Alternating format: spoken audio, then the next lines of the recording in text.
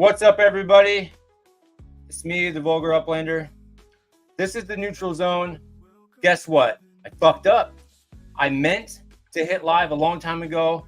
I got Happy MFer right here. We've been talking for like 10 minutes about some bullshit, and I forgot to hit the button like a fucking idiot. That's why there's no intro. That's why there's no countdown, and we just came on because my dumb ass fucked it up. So, we'll just continue the conversation where we were. We were just talking about how I killed a deer. It's bleeding out in my garage. I went hunting. Happy MFer says he's got some land, some property he's going to probably go hunting on. And now he lives in an apartment in the city and he goes out to eat all the time. And California's expensive as fuck. And it's expensive as fuck. So that's the summary of what we've been talking about for like the last 10 minutes or so. Fuck me, I forgot.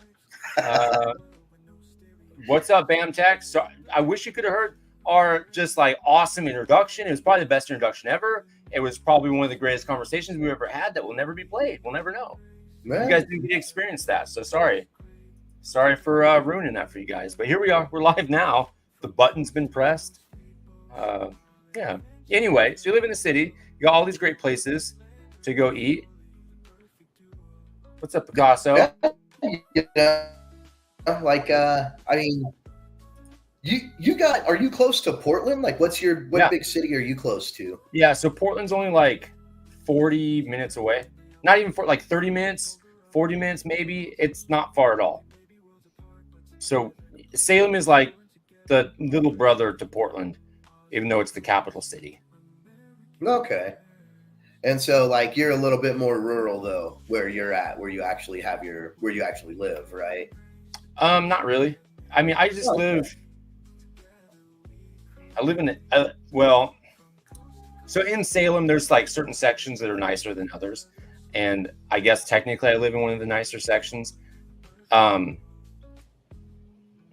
Whatever they call it, the South Salem Hills or whatever. But no, like I'm 5 minutes from downtown. Nice. So yeah, you probably got plenty of good restaurants and everything down there. Let me ask: is it really, really liberal in Portland? Like very liberal? Because like San Francisco is pretty freaking bad, but I've actually heard that Portland is worse than San Francisco. It's fucking crazy. This is what sucks. So I've been like a liberal independent my whole life. At one point I would consider myself a Democrat at one point in my life. It's so bad that I would not dare call myself a Democrat at this point here.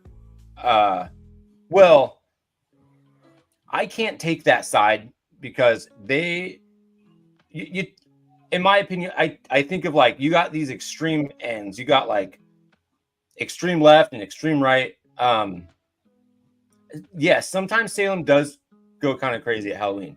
You got the extreme left and extreme right. And so Portland, on the media side, is as extreme left as you can get. They're fucking crazy. There's some wild ass shit going on over there. I won't even announce anything that I am or denounce anything. I just keep my mouth shut because I don't want to get assaulted in the streets. If I wear like something that is, anti-left, it's pretty wild. Now I'm not just like, I wouldn't go into Portland and just get assaulted. I walk through Portland all the time when I go to sporting events and stuff. Nobody's out there assaulting me. But if I was going to go out there, being super conservative or something, I'm going to have a hard time. You're asking for it. Like if you walked around in a MAGA hat, people are going to give you shit, right? 100%. Yeah. I might get punched in the face. Yeah. It's pretty much same with like, San Francisco. And it's kind of crazy too, because, and you probably have this up in Oregon, But you go into really like a smaller town that's more rural. Yeah, you got Trump signs everywhere. Yeah, that's You know? so where I work in Tillamook on the coast, rural, very conservative. Everywhere outside of I-5, very conservative, but everything along I-5, very liberal. It's so weird how that works, you know. And I guess it kind of makes sense, you know. It's like when you live more in the country, I think you're a little more self-reliant a lot of times. Yeah. You know, and you want the government to stay the fuck out of your business. Yes, you do. Right. Yeah. You know, and I mean, it always just kind of, and then I guess if you're in the city more, you kind of see more of the sadder side of life, like homelessness and drug addicts and things like that. And so you want to have more liberal programs to kind of like help and assist people like that, you know. But I don't know. Like I'm definitely a lot more of a conservative. I used to be way more like I would still say I'm liberal. Like, man, I smoke pot every day of the week. Like, yeah, you know, like I'm in California. Well, is that a liberal agenda that smoking weed? I don't know if it's. I don't know. I just kind of feel like it's not conservative, right? You know, yeah. But like I don't know. I guess I just kind of would prefer the government stays out of my life a lot more. And the older I've got, the more I've kind of seen that that's the side of the Republicans, where it's like where the Democratic side just seems like they want to save everybody. And the only way they're doing that is by taking everybody else's money, when it's like, look, for one, we all just need to be responsible for ourselves, because the only person you can control in this world is yourself.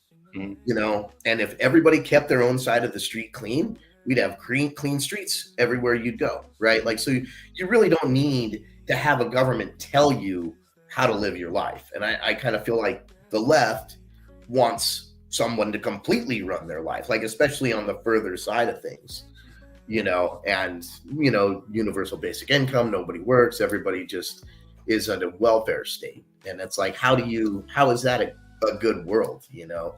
Yeah. I was I don't want to, I know politics can be very polarizing, so I don't want to get too far into that. And just like I'm very happy to talk about conflicting sides, and I don't ever get upset about that. I love having those conversations. I don't love having conversations with people that want to like personally attack me because I have a different view. I love the conversation. But I was reading this article today while I was taking a crap at work, because there's nothing finer than taking a crap on company time. Nothing finer than that. But it was something that struck me. I hadn't thought about before. This 13-year-old girl got pregnant in Idaho, and I guess Idaho passed this law, and it was a pretty controversial thing where, like, in Oregon, for instance, I think it's probably like this in California too. The kid, like 12 years and older, the doctors don't have to get consent from parents or anything like that to do anything. Like, they can have gender affirming care and all this other stuff, and receive birth control, all this stuff. They can advocate for their own medical needs. The kids can. And so in Idaho, they passed a law, I guess, where that's not the case. You can't do that. So this 13-year-old was being taken care of by her aunt, not a legal guardian. I guess her mom was like in jail or living in a car or something like that. Anyway, she's pregnant, so she goes to the hospital because she's going in, and the doctor there, she had to go to the ER because she's not from there. Was like, I can't help you right now. I need to get consent from your legal guardian before I can do anything. Before I can even check to see if you're dilated or whatever. And she's like, I'm going in later. I need someone to help me. And I guess it was like 2 hours before they could finally get someone in there to get a hold of somebody to give consent so the doctor could do work. It was nuts. And so I was like, oh my God. And so the argument was basically like, well, where do you draw the line? Do you draw the line? Like, does the kid get to advocate for themselves because her parents are in jail or living in a car and she's living with the next best relative she could find, but isn't technically her legal guardian, so can't give consent. So do you give this kid the opportunity to advocate for themselves, or, you know, do you not and force the parents to have to be a part of their life? But what about the kids that have a fucked up life and they can't? So I was like, that's a really compelling argument. I never thought of it that way, because I want to be a part. I want to know if my kid's getting some sort of care. I want to know about it. Well, yeah, you know, and I mean, like, you got to figure that, I mean, most parents would want to know, right? If that was their thing. There goes my wife walking around. Sorry, it's the laundry. Jessica. Nice to meet you. Our kitchen looks fantastic. But no, I mean, you want to know, but at the same time, when it's a situation like that where there's no real guardian, you know, like, and that kid's kind of on their own, you know, how do you decide that you can't provide care for them? Right. You know? Where do you draw the line at? Like, at what point are the parents involved? And at what point does the kid get to make some calls on their own? Like, if I got a 13-year-old that's pregnant, you know, if I was a 13-year-old, I want to be able to say, yeah, do the work, please. I'm going to give birth to this kid. If you don't do something, I want some care.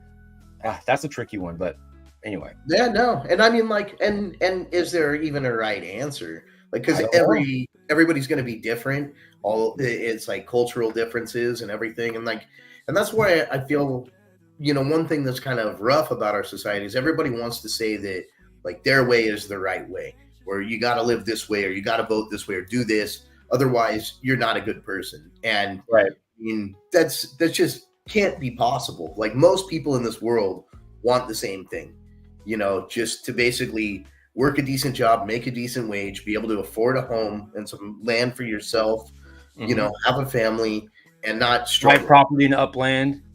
Yeah, right. You know, be able to become an Upland millionaire. Yeah. I mean, I want to make enough money so I can become the VP of Upland. There's like what, three people that are over 500,000, right? Is that it? Just 3 players? I don't even. I think so. Yeah. Yeah, maybe. I don't even know where to find that information at. I think you could find it on what do you call it? The Upland Optimizer. I bet you that has it. The Upland Optimizer.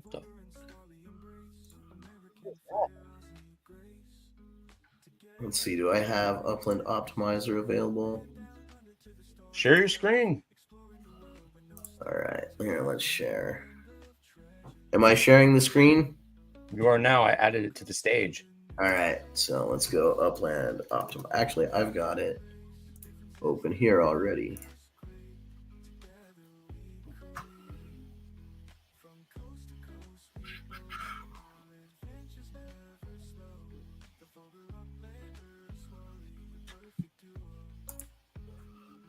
Can you see the screen?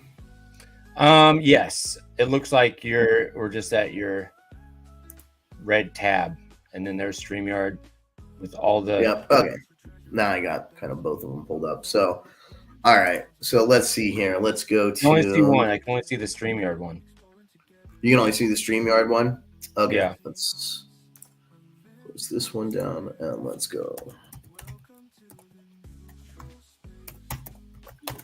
Can you see this? I see StreamYard, and now. Yep, I can see that one. Oh yeah, this site doesn't work for me. I don't know why. It did for a while, and then it stopped. And now every time I try to sign in, it just doesn't work. Because I actually really like using this, but now you know, man, I haven't used it on Chrome. Oh no, in a long time. And it's not letting me log in. I can't remember I don't remember the damn password. Oh God, first world problems. Here we go. Let's see if this is it. No, that's not it. Oh, yeah, I could put it up on because I always use a different browser. And for whatever reason, this uploaded on my Chrome browser and not my other browser. Okay. So, but it normally works for me. But that's where you could find out. Where... Oh man. Well, all right. Right. Well, that's not going to work, right? Yeah, maybe somebody in chat knows where to fucking find it. Let me look on.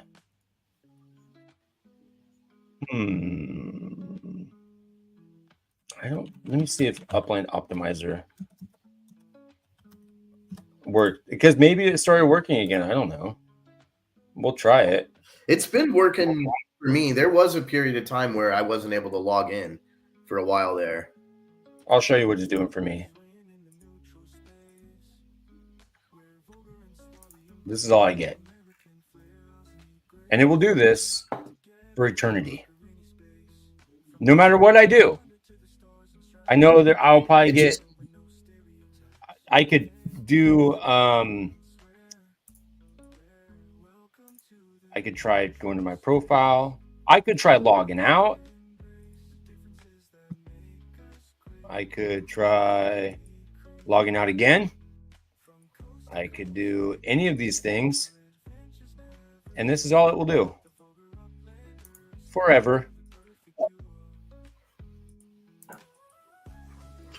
Yeah, I'm logged into it on my other browser that apparently I can't share the screen on here. Why not? I don't know. Is it not? I don't think it's showing my other browser. Well, hit present and then share screen, and then you should have tabs and windows and the entire screen. Do you get that option? Okay, here we go. So let's go window share. Now, there it is. Okay, cool. So here, let's go to data, leaderboards. Might have it. You're right, it might. I'll look there too. Well, let's see who has the most liquid UPX. Oh yeah, let's go look at that. It's got to be Abdullah, no matter what, right? Is Abdullah even real? Is the question. I remember we were talking about this last week, and Swarley was like swearing that he's not. I don't know, man. When you just look at that, it's like I don't know. I think it could be. It's just so weird because he's so far ahead of everybody else in the whole game. Here's the thing. I'm going to say I think Abdullah is not real. I think Abdullah. I'm going to go on a limb here. I think Abdullah is like a phantom Upland account that they just use because nobody's ever seen Abdullah. You don't ever hear about him. We heard about him technically at Genesis Live, but it was just a message that Abdullah saying. He's never showed his face. Is it even a him? Could be a her. Could be nobody. It could just be an Upland account that they used to do all kinds of weird shit. Abdullah gets different treatment than other people. Just saying.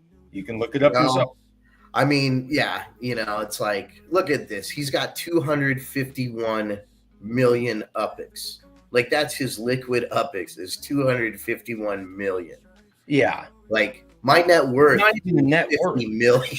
That's just, hey, this is how much I have sitting in my account to fuck around with. And that's all. It's not like he sold properties to get that. That's basically all from earnings, from him just collecting earnings. He has more than the use bank by far. I mean, FIFA World Cup doesn't even come close, And then it's like you couldn't even add up all these players together to have as much. Yeah, no, like look in liquid earnings. Basically, the top 5 would almost, if you took the top 7, they would probably be right about there. Which that's outrageous. I mean, and this guy, Buster Worth, he passed away.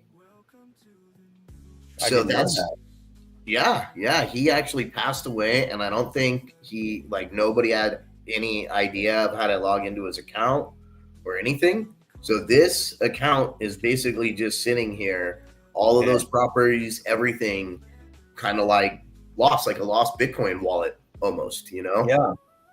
That's sad. Yeah. That's, you know, he's got some really amazing properties too. And then this Dandy Doyle, that's Loyal Doyle's dad, I believe. Okay. I mean, Jackie Tsai, only had 21 million. That's kind of sad, but it's also nice to see that he's at least up there. You know what I mean? Because right, there's a blank 20 million, 21,236,000. But look at the person just below. It's blank, just nothing. There's no name. Who is this? Yeah, number 12. Yeah, the auction house. Oil was 16 million. It's kind of crazy. And then once you start coming down, you know, there's so much more. I mean, I have a hard time holding on to 1 million UPIX. I don't know. And I guess a lot of these people make so much more too, but yeah. Yeah, I mean, when you're up, I mean, like, if you're sitting at like 20 million, the fuck do you even, what could you possibly buy to like really make a dent? I mean, you just start minting LA, right? Yeah. I mean, if you're Abdullah, just your liquid earnings, you could, I don't even know what the value of like all the unminted properties are, but you could probably make a massive fucking dent. Yeah, no, I would imagine most, like, between Abdullah, Busterworth, Dandy Doyle, like those three that are actually players could. Well, that's assuming Abdullah's an actual player. Well, I think the jury's still out on that. So he does mint properties, right? Like, he participates in the city releases and he's minting properties. So there is a I controlling that account. I have heard that he can just set up buildings a lot faster, though. So, I mean, I don't know. I would imagine there's some serious, like, legal set up buildings faster, withdraw faster. Withdraw what? Money? Well, I mean, go look at the blockchain. Oh, that's right. We were talking about how he was able to kind of sell more than anything. He's probably the market maker for Upland. Like, this guy's, the amount of sparklet that he has. Abdullah does not have the most spark. I think Dizzy has the most spark. Look that. Really? I think so. Here, let's find out right now. You're right. 10 million sparklet. Yeah. Wow, man, he went big. Yeah, Abdullah was the number one. And then once Sparklet hit the market, Dizzy fucking went ham on Sparklet. Yeah. I mean, he almost has double Abdullah's Sparklet. But that's all. You got to remember this, too. This is all in game. Like, he's planning on building with that, right? You know, and actually using it where it's like, you know, I mean, what's Abdullah going to be doing with that, you know? Yeah. I guess he's building, you know, like, at least it's nice to see that all of these guys that have this much in here probably aren't going to be moving it out anytime soon. Well, that's to say if the market doesn't shift and you see Sparklet increase. I guarantee that if that makes a shift up, they're going to be dumping a fuck ton of that. Why wouldn't you? Why would you have that much? Why would you have 10 million Sparklet with the anticipation of not moving it if the market changes? Well, I mean, no, that's silly. Yeah, no, that's the truth. It's not like they bought it just to have 10 million Sparklet. Like, obviously, you know, what could you possibly build? There's no way you can have enough things to build with 10 million Sparklet. How much did he spend? If he has 10 million,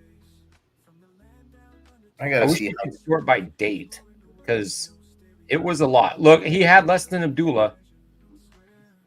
I can tell you that right now. So you could say just at least 5 million Sparklet. I mean, man, that means he spent like close to $500,000 on Sparklet. Yeah, at least, yeah. Right? Like at 5 cents a piece, he would have spent $500K. Is that right? Yeah. Yeah. That's crazy. Yeah, because I just did 10 million times 0.05 is 500,000. Yeah. So he put $500,000 into Spark. Mm-hmm. That is crazy. Yeah, and there's no way somebody's going to put $500,000 into Sparklet and then not move it out if the market increases. Yeah, and Level Up Tech is saying that, yeah, let's see what happened when the time lock ends after 90 days, if that still applies to Dizzy. Freeze up. Let's see how long that number stays at 10 million. Yeah, no, that's, and I mean, that's kind of the beauty of the blockchain is you can kind of see where all of this moves and where it goes. I mean, man, look at this.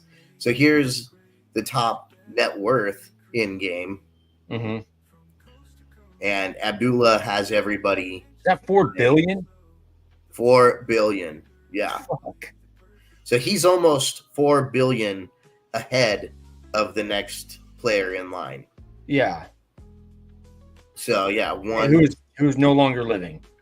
Yeah, who's not. That could be a completely lost account for all we know, unless right. And I mean, like, I wonder what the rules on something like that is. Well, I think that's been a conversation I've heard. Like Ben68 talks about that. Like, what do you do with accounts, and what is Upland's stance on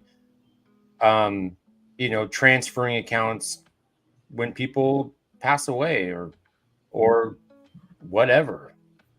So when I very first started playing in 2021 and I read the TOS, I could have sworn that there was something in the TOS where you could have basically emailed Upland and said, hey, if my account is inactive for a year, please transfer everything over to another person or another account. I could swear to God that was in the TOS way back. Where do we find the TOS at? Can we have AI scrub it for that?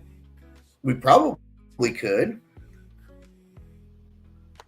Here, let's see if we go to the settings. How long has that player been passed for? I want to say it happened in the last year or so. So maybe they haven't reached that benchmark yet. But you would think if let's just say a family member or something had a death certificate, you could present that to Upland and say, can you please transfer,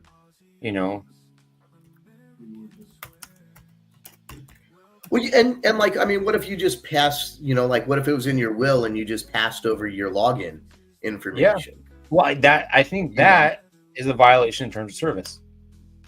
Right. That would be a violation, especially if Upland knew that this person had passed away and somebody else is logging in, then it's not that person logging in. But if it's legally in a will that this had been given to somebody, how can Upland fight that?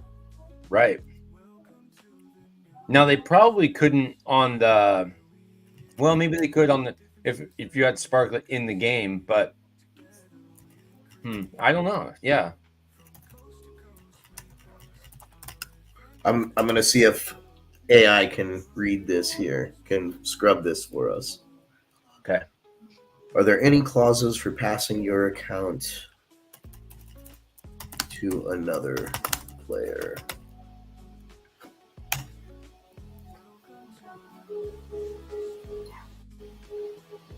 Searching. Okay, what does it say?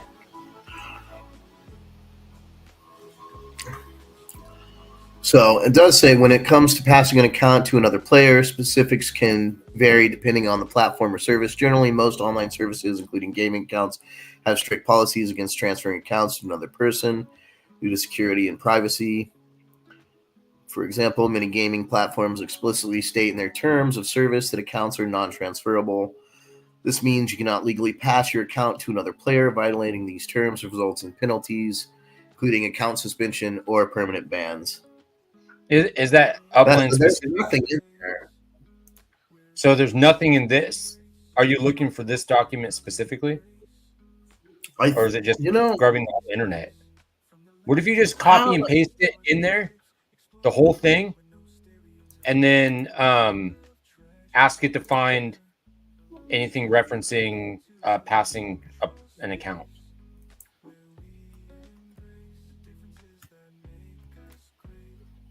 Or transferring an account.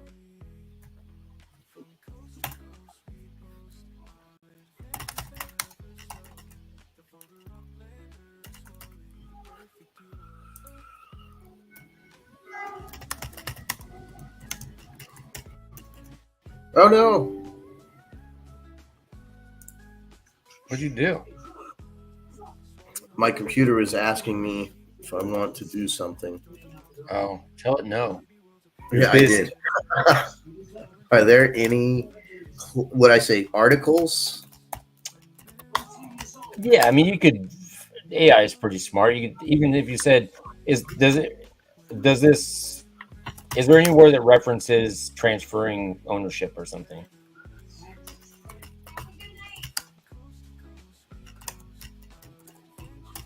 All right. Are there any articles in these terms of service cover anything? All right. Yep. Do not explicitly mention transferring accounts. Generally, most services prohibit account transfers. To maintain, what does it say? To maintain what? Security and integrity. This is common in many online platforms. Yeah, prevent fraud. So nowhere in the terms of service does it give you the ability to transfer your account. No. So under any circumstance. So basically, if you die, don't tell Upland. Yeah. Just pass your password on in a will. And then cash the fuck out. Yeah, exactly. I'm just gonna give it to my wife. I said, just sell everything at the floor. At the very cheapest price you can figure out how to do it. I'll be like, call fucking Swarley. He'll tell you what to do. Right. I mean, man, you know what though? Like, how long do you think it would take to sell out your account?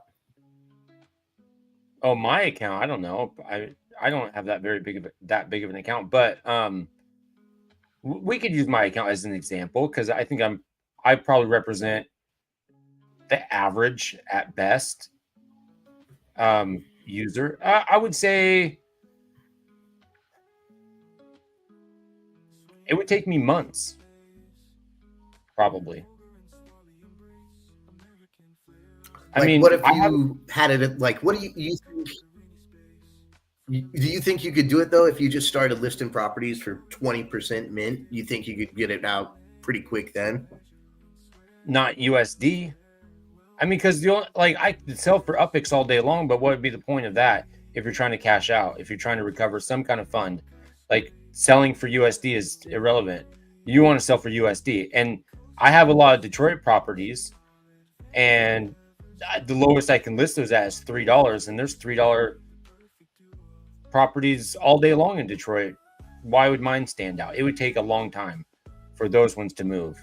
I could probably get the LA ones to move, which is like my second highest, or that's probably my number one city. But in Detroit, if I wanted to recover my assets from Detroit, it's going to take a really long fucking time.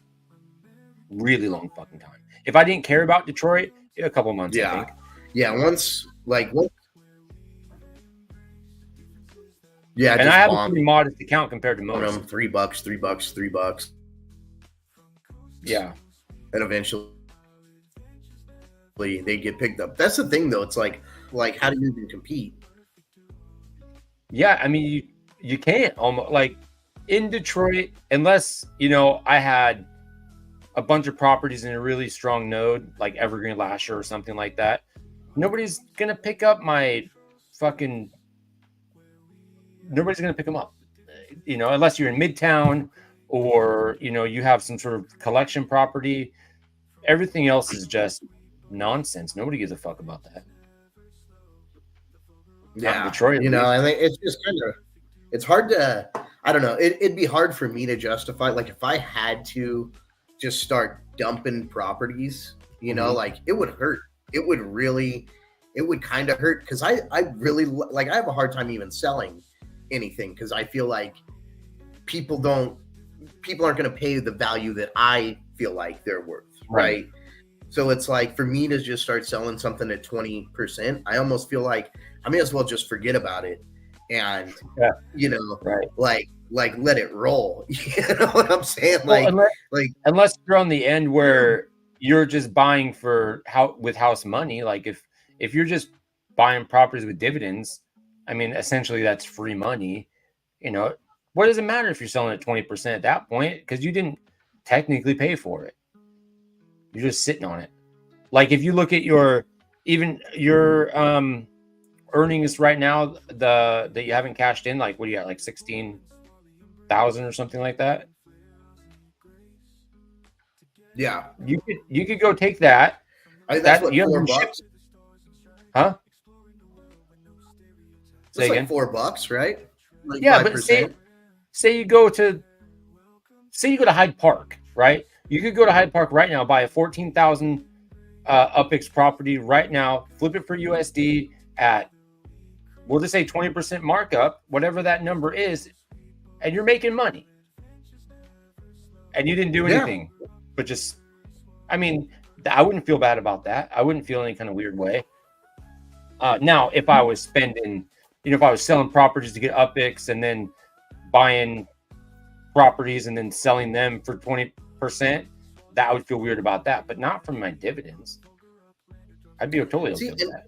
For whatever reason, like I just have a hard time doing it because I'm like, so like I make $480 a month in dividends, right? So I mean, technically, I should be able to pull out $120, $100 a month minimum out of the game. But the way I'm, like, and that wouldn't be terrible, right? That's $1,200 a year.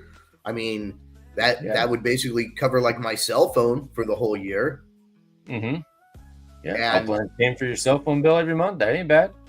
Yeah, but for whatever reason, I don't do it. I know like so many people don't have a problem doing it, but I feel like I have this sick obsession with this fucking game, man, that I just want to keep building. Like I still put money into Upland. You know, like, you'd think after almost 4 years of me playing that I'd be over it. Like I don't have to put money in. I feel the same way. I'm not anywhere near that, but like, I've never played a game longer than I've played Upland consistently. Right? Yeah, same here. Like especially like an interactive online kind of thing like this. Yeah. I've never played a game where I give a flying fuck about anybody else who plays that game that I've never met before. Right. Like normally you're like Call of Duty, the last thing I want to do is get online and talk to some fucking asshole over the internet that is playing Call of Duty with me. I'd be like, fuck you, mute. I'm not listening to this 13-year-old little bitch talk about how I'm a cunt or something because I was fucking sniping. I don't know, whatever fucking little 13-year-old kids say on the internet to full-grown ass adults that they won't punch them in the face. But I don't want to meet people on the internet. But there's something about this game that you build a community, and then here I am talking with you. I met you in Vegas. I heard you on Ben's podcast. I'm like, this guy sounds like a dude I want to talk with. And then here we are now. I'm like, and I'm super stoked about it. There's something about this game that has completely changed my whole idea about online gaming that never thought would have happened. No, I 100% agree because I've never, like, even on a console, I don't play online games. Video games are typically like just for me. Like, I like to do the story modes. I play one player, and that's kind of the way I've always played video games, you know. And like finding Upland was so much different, especially because I tried to do that in the beginning. I tried to be, you know, solo, and you are so in the dark if you're 100%. Not participating in the community. Like, you don't know where shit is. You'll keep buying the wrong properties all day long, you know, and you won't really know what it is. And that's why I think maybe we don't have as much of a retention as we could, because you do have to do some digging and actually like just check some shit out. You know, it's not all just laid out in front of you. And that's not like a tangible piece of the game that is even communicated. Like, you don't understand this massive part of the game until you have decided that you're going to give yourself to the game. That is not like it's not out there. Like, that's not their you know, marketing plan. They're like, hey, come play Upland and meet fucking strangers who are going to show you how to play this game. You know, that would be stupid to say. Like, nobody would be like, oh yeah, play Upland and buy property like Monopoly. Right. Like, it sounds like a pedophile platform at that point, bro. This sounds like I'm gonna get fucking raped on the internet, is what it sounds like. But I haven't got fucking the ass yet, against my will. I mean, I don't know, it's so different too. Like, I never had a game kind of like Upland where, you know, it's like it's a game, but it's not a game. Like, consider this: every one of us is actually competing against one another in a sense, but we're 100%. All working together. Right. Like, what game is like that? You would never have a whole team of people playing Halo and everybody's out for themselves, yet all working together as a team. Right. Well, I mean, a lot of games are kind of like that. So, like, take Call of Duty, for instance. Even if you're playing, say, team deathmatch, collectively as a team, you're on one side, they're on the other. You're working together for your team to win. But there's also a leaderboard within your team, and if you want to be number one, you want to be the best player on your winning team. So, right. I mean, it's not totally unprecedented, but yeah, it's not quite. Okay. But it's so different too, because we're not fighting or competing with each other in like a traditional sense. Right. You know, it's not like, you know, like I'm burning your buildings down in Upland and, you know, or vice versa. It would be kind of cool. Enter a PvP mode. I would fuck the ninjas up so bad in a PvP mode. Right? Let's enter fucking Destruction Zone. Meet me there if you got the balls for it, and I will fuck your shit up. You know what? Like, that could be a good layer two right there. You know, layer two. You make it more like, I don't know, kind of like Risk or Axis and Allies, and everybody's just trying to compete with each other, basically to take over cities. Yeah, and you really do have to form an alliance, so that way, like, you can build up your stronghold or whatever. Yeah. And you'd have to work with neighbors and different neighborhoods to, you know, get as much control of the city as possible. And then once you had control of the city, then you could go try to take control of the country. Well, do I need to fucking ban Picasso again? Are you fucking talking shit? Have you not learned your lesson, Picasso? What the fuck is wrong with you? Why would you say that? Why would you say that on this stream? Granada Hills would be a wasteland after a week? Are you fucking kidding me? Oh my god. Picasso, I don't want to do it to you again. Picasso, I thought maybe you would have learned your lesson. Okay? Oh, put the user in time. Kingdoms was terrible. Oh, you're walking on thin fucking ice, Picasso. You watch what you say on this stream. I will fucking put you in timeout again. Don't think I won't. Don't think for one second I won't. Anyway, sorry. Picasso, he's No boy. worries. Oh, bitch. That's where you have your that's your hood, right? Yeah, It's Granada Hills. Granada Hills. Talking What's that his shit. name? Metaverse Millen? Was he the one Yeah. who kind of started all that? He seems like Yeah. Dude, a pretty cool guy. I'm riding his coattails. These liberals, what the fuck are you talking about, Picasso? These liberals. Oh my god. All right. What are you drinking over there, bro? Sparkling water. Hell yeah. I actually don't drink alcohol. I just Really? smoke a lot of weed. Okay. Good for you. Yeah. If I drank, this would be a completely different show. Maybe you should. I I mean, look, maybe one day. when I was in Vegas, I kept it real low key for the first day. It wasn't until we got to go-karts. I said, fuck this. I'm turning up. I'm putting some drinks down my gullet, and I'm going to go vulgar uplander on people's asses. And then I did. And then, look, when I got in those carts, I was drunk as shit. Because they had the open bar at the hotel. I put down several drinks, and then they showed us all the way over there, and they let me get 2 more drinks before they cut me off. I'm like, and I got the most potent, biggest beers I could find. Put both of those down by the time that they called me to race. Dude, I was fucking You're lit. pretty lit. I remember seeing you that night. You were doing pretty good. I was happy to climb on high tide. Yeah, you were. And then I went and smoked everybody's ass racing in the go-karts. That was fun. Just remember that was a lot of fun. That was a ton of fun. I think this was the best Genesis. Have you been to any of the other ones? No. I wish. Yeah, so I've been to all 3, and Okay. I would say this one, they've gotten better every year, and I mean they've all been a little bit different.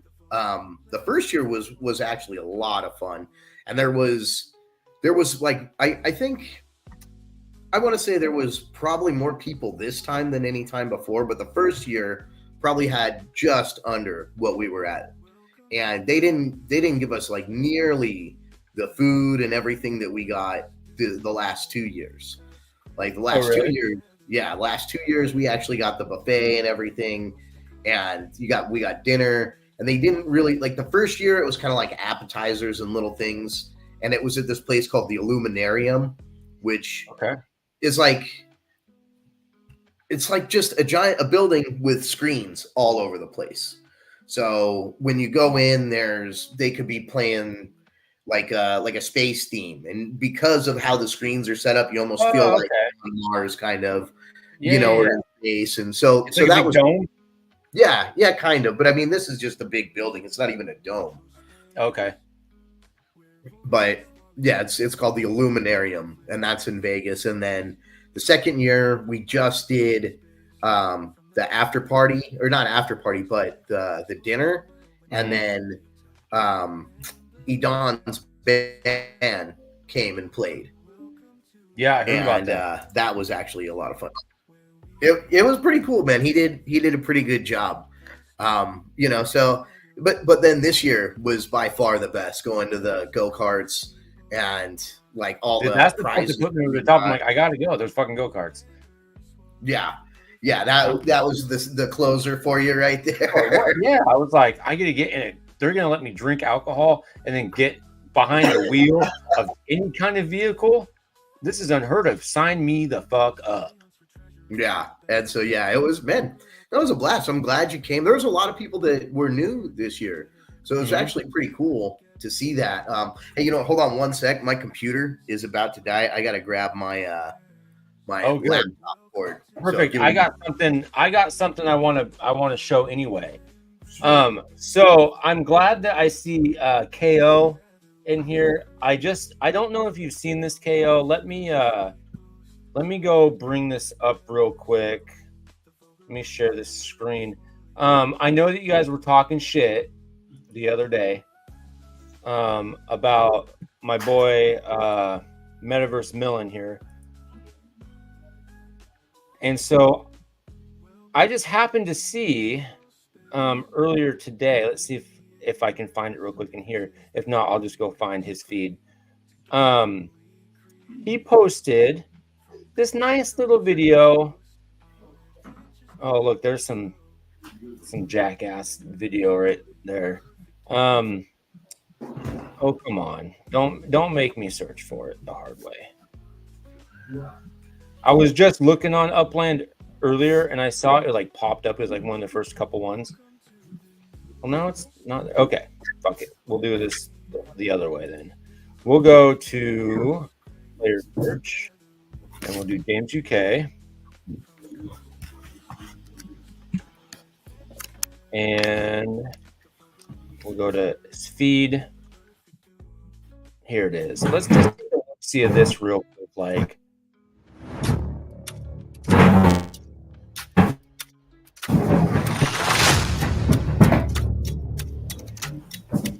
wish I could make it bigger, but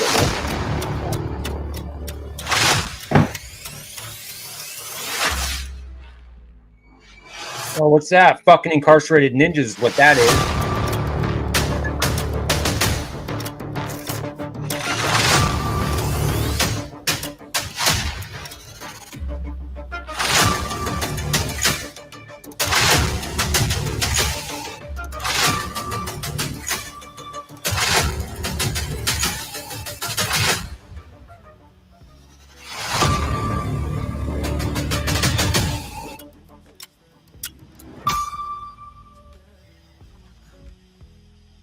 First of all, that's a pretty sick fucking little video that Metaverse Millen put together.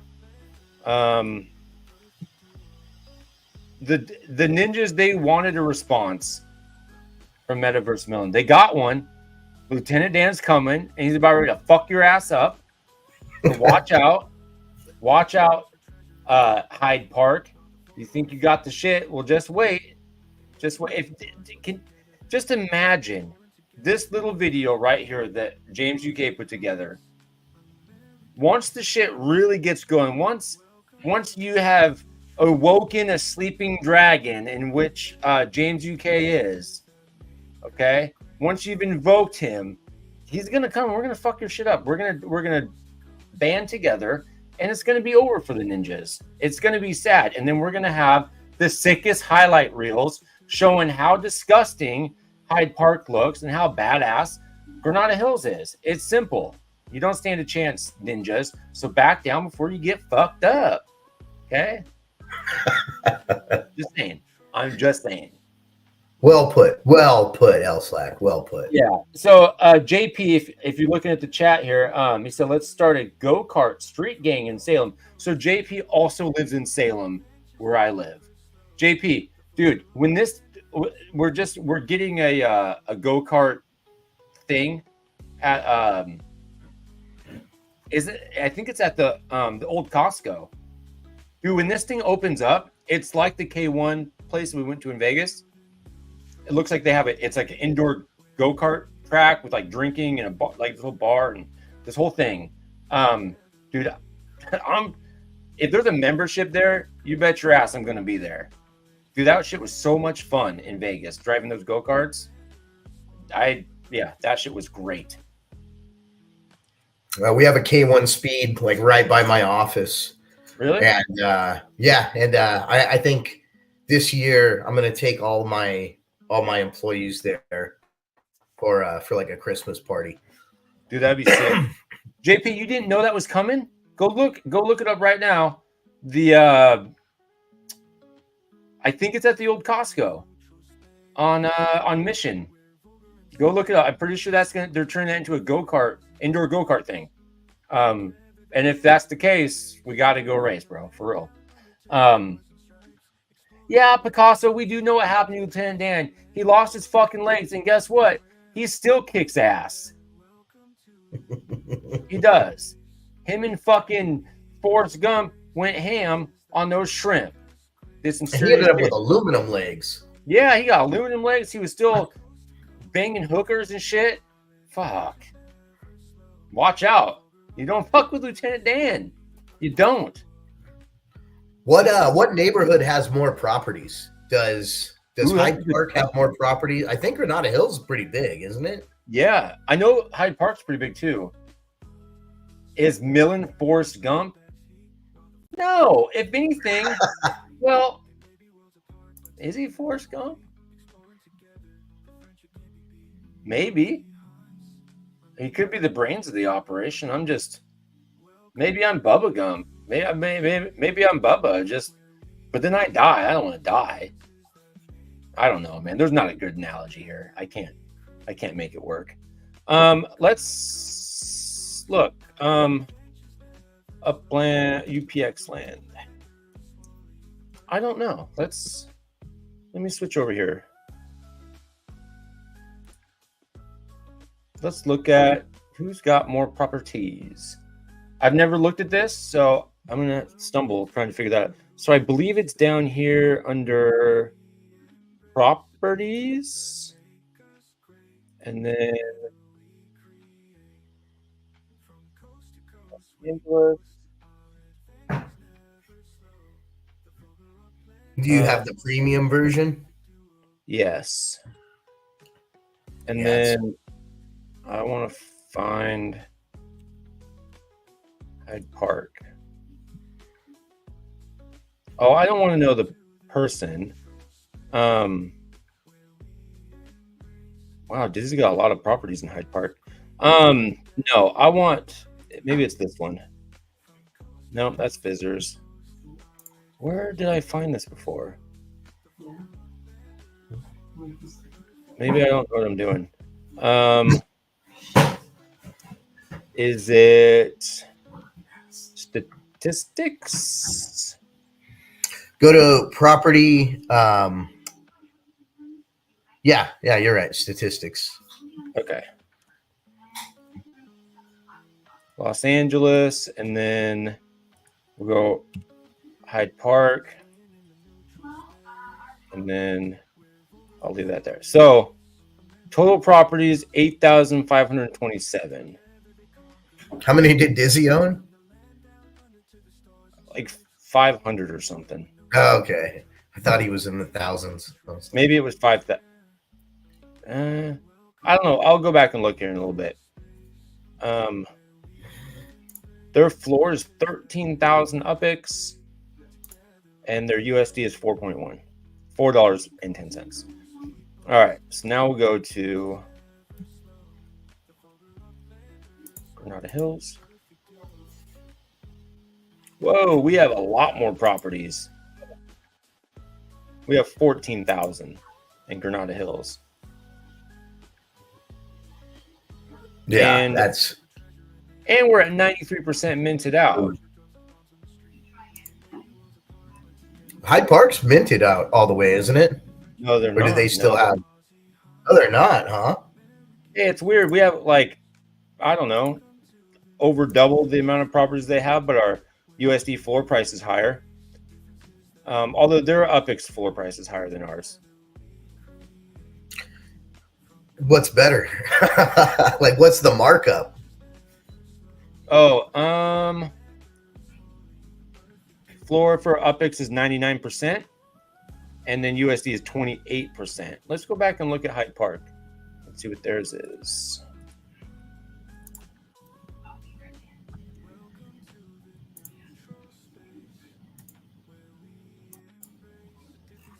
Yeah, they're only 85% minted out at 8,000 properties. I guess I thought they were at 6. So yeah, we're still a little. What are we, double? Maybe just under double. Their floor markup is 93%, and then their USD floor markup is at 32. So their floor markup is better than ours, but our floor is higher. Yeah, a little bit. It's pretty close. Pretty close. I mean, you'd think with that many more properties that Granada Hills has, that you'd be like a lot further there'd be a much bigger difference there, honestly. So that's really good to see that a node that has like almost double the supply of Hyde Park is like right there as well. Right. So doing something right, That's what I'm thinking. Yeah, Level Up Tech, brave, stupid. Those, it's hard to say, Oh God, I forgot to grab my sword. Oh, I might have to grab that here because I don't know if you watch the Ninjas and their piss poor attempt at a stream. That's not true. I really love their shows. I've seen some of theirs. They're not that bad, man. No, they're actually really good. I'm just talking shit to talk shit. Yeah, I had nothing but good things to say about them, and their videos are very good. But SC is trying to intimidate me. Look, I deal with criminals every day. Oh, look at that. Look at the love. Yeah. Look at the love. My wife is watching This Is Us. I don't know if you know what that is. I know what that is. So she's getting very emotional right now. And my wife watches that. I just think her when she watches some weird shit like that. I'm like, but yeah. So he was talking some shit, saying he was gonna neuter my teabagger or something like that, cutting teabags. And so he brings out this sword, and I'm like, bro, you're not gonna intimidate me. I work with criminals every day. What's a ninja? You know what I'm saying? They at least have a code. These little fuckers, they don't have a code for shit. They'll do anything. They don't give a fuck. They're mean little bitches. So I'm gonna have to get a sword. I'm gonna have to go get my sword here in a minute. I got a fucking sword too. So nice. I'll wield that son of a bitch. I'll show KO what's up. Anyway, yeah. So Granada Hills, and I should look and see who's the neighborhood ratings and see. No, it's not a samurai sword. It's like a knight sword. I don't need no samurai shit. Let me look at that. Let's go. Let me present again. Let's go look at the Granada Hills leaderboard here. Or the proper. I haven't looked at this since they updated this thing. Road to the big game. What is this? Harvest racing stuff. What is this? This one is gamified earnings. I haven't looked at that in a little while. Neighborhood collection upgrade.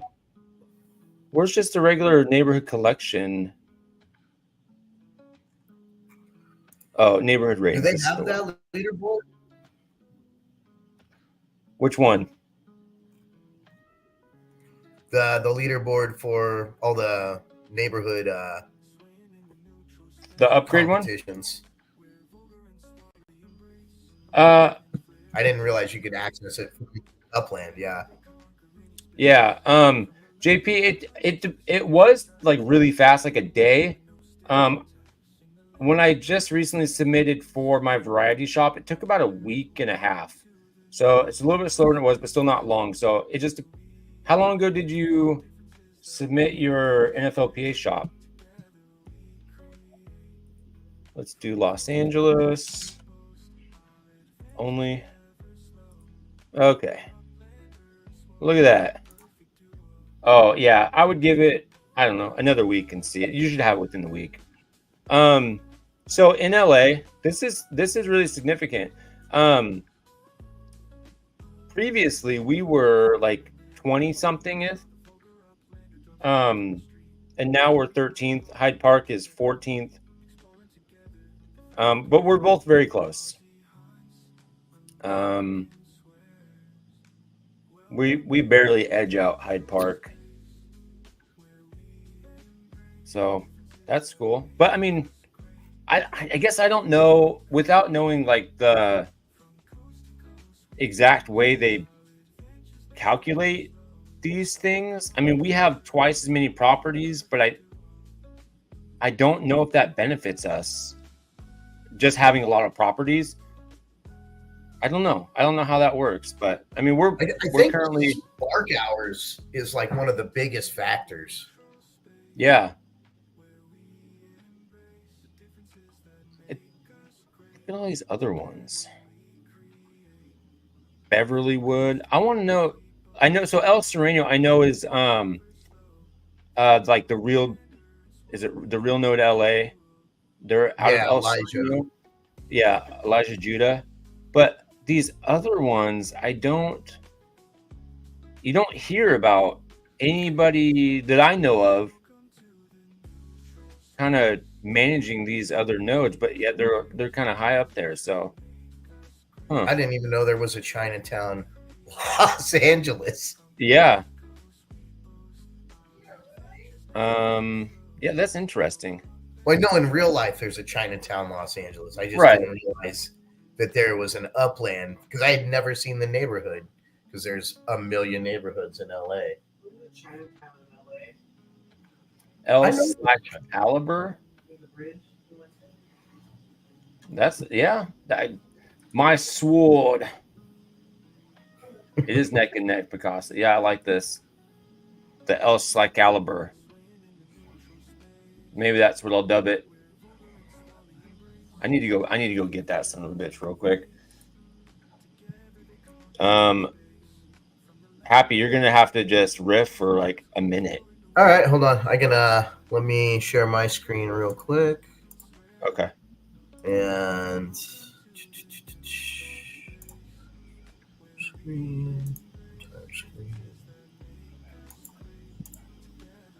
I see you too have a Schwartz. Share.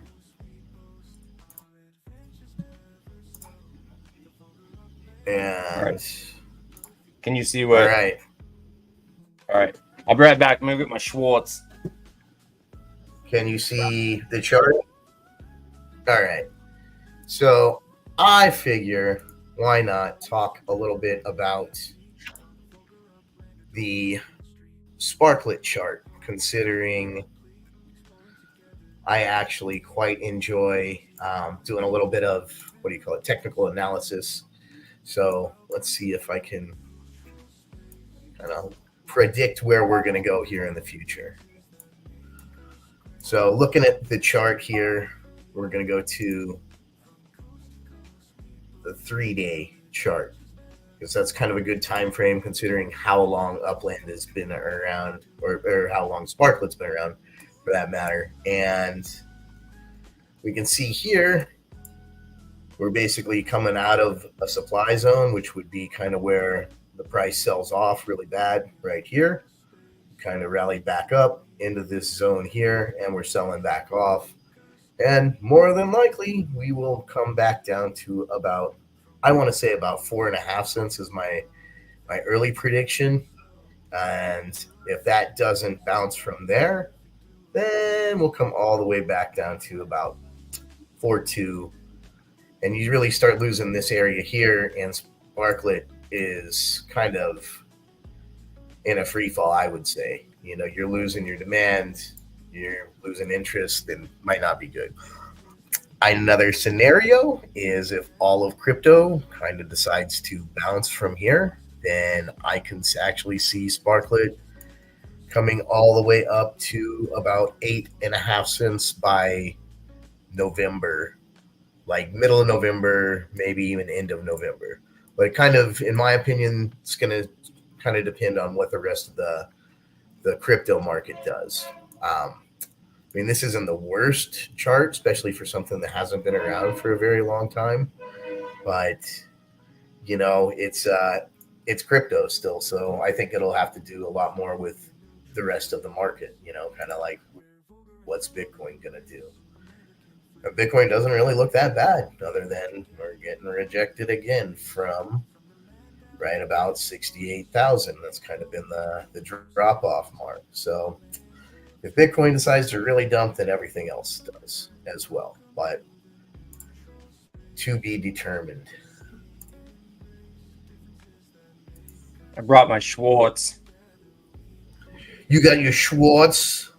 Yeah, I'd like to see SC Kicker's Schwartz beat mine. I think my Schwartz is bigger than his. Now you can't really see because I got this fucking background, but this guy's got he's got some stuff going on here. This is the I don't know what are this the XL Slack caliber. Yeah, just gonna hold this right here for the rest of this stream. Just let SC know what's up. I'm gonna put his name on it. Drip blood all over it or something. I'll just lick the blood of SC and his fallen ninjas off the end of my sword. I do want to compare swords. This is my S word for the day. It's kind of crazy Anyway. how it like disappears into your green screen. The sword is almost disappearing. Yeah, it's a healthy sword. It's pretty. God, I can't even. Yeah. Anyway, this thing weighs a fuck ton too. It's pretty hefty. So just watch out, SC, because I'm not gonna go quietly. Just want you to know that. If I could figure out how to turn this thing off, maybe it'd show it a little bit better. Let me try. In my settings, virtual background. Yeah, we'll do this for a second. Yeah, the Schwartz. I see the Schwartz is strong in this one. Yeah, there you go. There you go. It's a healthy sword. Watch out. Anyway, that's it. Watch yourself, SCL. Your ass. Just let this hang out here for a little bit.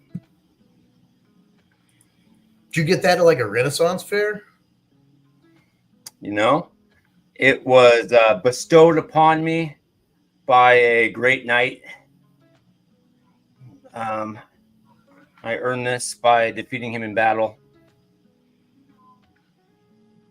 Oh wow! Was that like medieval time? No. My dad just didn't want it anymore, so he gave it to me. No, that's awesome. So I said, "Okay, Dad, I'll take your sword." JP, what the? Look, we're not going to get into politics here about who I'm voting for, and that's none of your damn business who I'm voting for. But here's the thing. I will tell you this. I am not voting for Kamala. Am I voting for Trump? Probably not him either. Who the fuck knows? Here's the facts, though. If RFK was still in the mix, even though I know he aligned with Trump, I would vote for RFK, but he's not. So I don't know what the fuck I'm going to do anymore. RFK is still on the ballot in California. So He's still on the ballot here too, but I feel the way I see it, I'm like, you know what? Like, I really don't want to vote for Trump.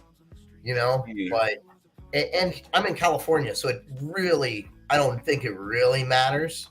You know, like, is it really gonna? Is it my really vote doesn't matter either? Thing, you know, but I would love to see California turn red. You know, like that would be kind of cool, in all honesty. Mm-hmm. But I don't know. I think I'll vote for RFK. But you know what? Like when I am actually in the booth, who knows? I might just decide to vote. I got my mail-in ballot right here. So I don't trust the mail-in ballot. I don't either, but I'm too fucking lazy to go down and vote in person. Yeah, you know you can get paid time off for it, especially since you're a state employee. I would imagine you definitely get paid time off to go. Are they going to give me 15 minutes to go vote? Who gives a shit? I mean, well, if you're voting where you live, that's an hour and a half away, right? That's a whole hour and a half later that you could go into work probably and get paid for it. Now you're speaking my language. Just something to consider. You know, anytime that like my employer's offering to give me money and not be at work, I take it. That you make a good point. Oh, I don't want to share my address. I got this piece of mail today. Have you looked at any of the XYO stuff? No, you know, I actually haven't. Like I know a little bit about XYO just from knowing what it is. It's basically like what do you call it? Like a geo crypto in a sense, right? Like where you have like the nodes that everybody has set up, like track each other basically, right? Yeah, I don't know enough about it. I don't know enough about it, but what I do know is like it's like confirming location, and then you're mining it by giving them information about your location, I guess, something like that, like kind of like a geo mining or some shit like that. And so I've got this. Let me just open this up. When I first downloaded this game in 2019, I just recently recovered my old account. They had these things called Sentinels that did something that improves your. Thank you, Level Up. It is a nice sword. I take great pride in my sword. This is the sword that's gonna take down SC and KO in our epic battle to the death. So they don't know that would be epic. They don't know that it's gonna get that serious, but you know, he talks about lopping off my tea bags, and so I just can't stand for that. So I too have a sword, and I will lop off more than just a couple tea bags, if you know what I mean. You guys are gonna have to battle it out in Vegas, like that. That's the way to do it. We'll talk to Dana White. We'll get you guys in the octagon. You know, battle to the fucking death. It's gonna have to be something a little more of a level playing field. You get me in the octagon with two ninjas, I'm gonna get fucked up. Now here's the deal. What we could do is we could do like a triathlon, a triathlon of events. We could go in the octagon. I'll get fucking beat the shit up. That's fine. We'll do that, and then we'll go race in real life. I already know that I can beat KO. I've done it once. I did it last year when we raced. I whooped his ass just like everybody else in that race.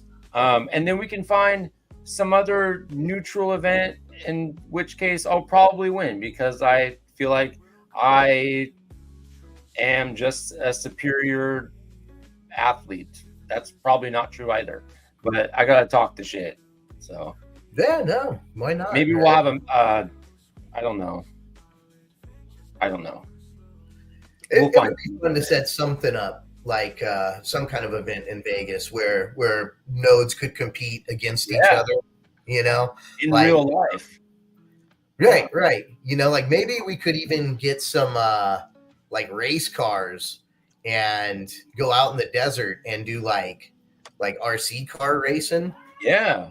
Because that's kind of easy to set up. It is. You would think. Anything. Yeah. I'm down fight in the metaverse, not in real life. Yeah, if there's a way we could fight in the metaverse, you bet your sweet ass I'd do it. Maybe there'll be a sweet Layer 2 game that we can fight. Street Fighter or something. I don't know. Anyway, this XYO thing, I think anything fighting, I'm going to lose to the fucking the Hyde Park Ninjas. I'm not disillusional. Yeah, those guys, you got to admit, they are pretty badass, man. Like they've been training for a really long time, you know. I'm just some asshole that beats up kids for a living. So, well, man, you guys probably all kick my ass. I'll just say that straight up. Like, I don't fight. Like, I'm a peace loving hippie. You know, man. That's me. I hate it when I have to fight kids. Well, I don't have to. They try to fight me, and I have to defend myself. Well, and then I have it's part of your job. You know, they pay you to beat those kids' ass. Yeah, but sometimes, man, you got to strike a kid. And I don't want to do it.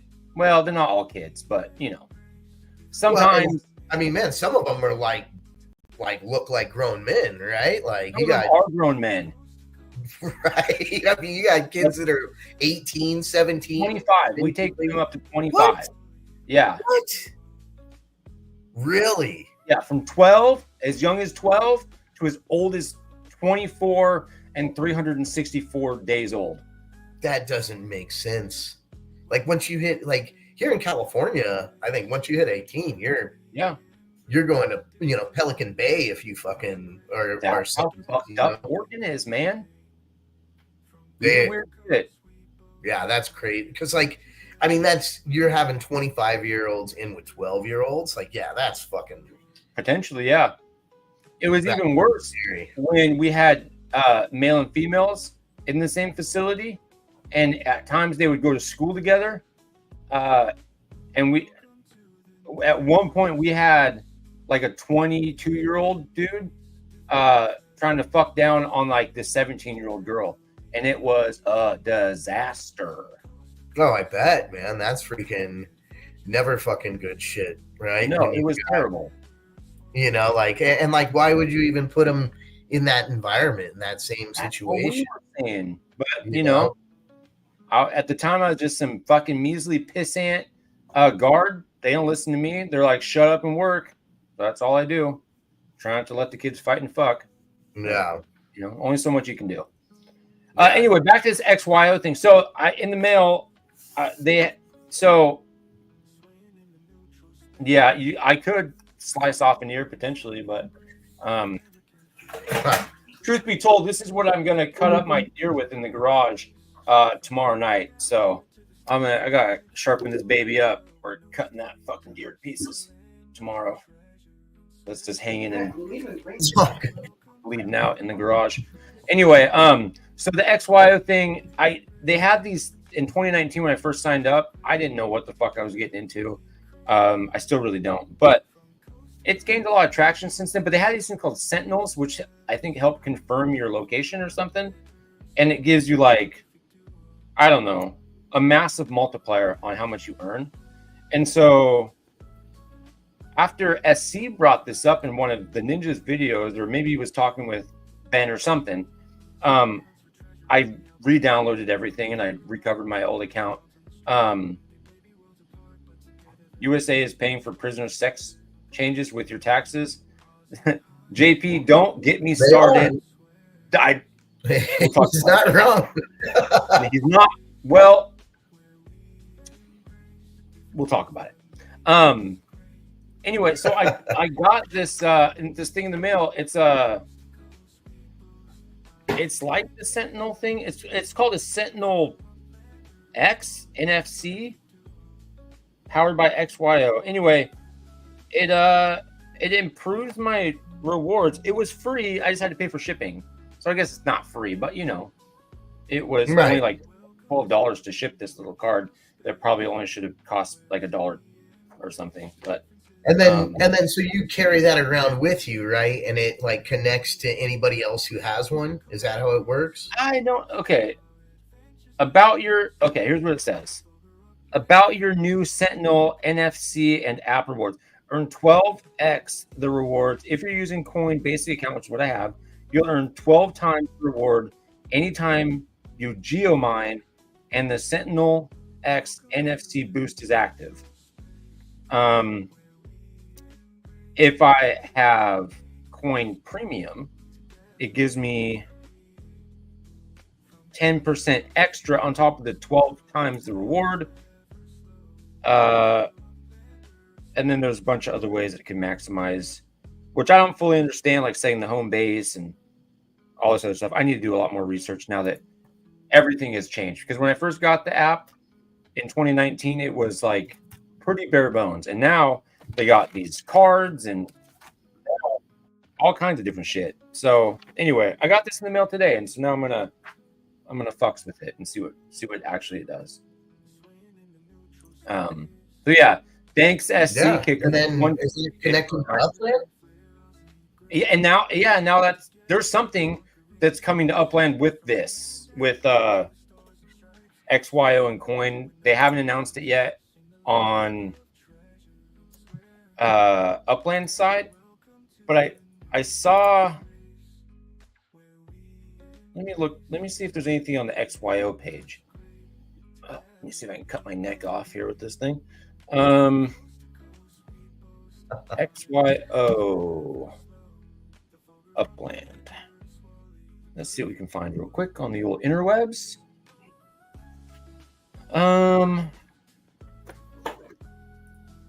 Let's see what this says. I'll share this screen. Present, share screen. I've never looked at this, so this is first for me and everybody else here. So, XYO and Upland partner to transform Web3 gaming and data sovereignty.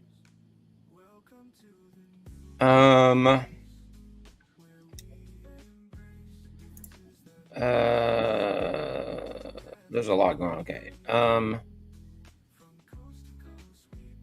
Decentralized infrastructure, leader, Upland, blah, blah, blah.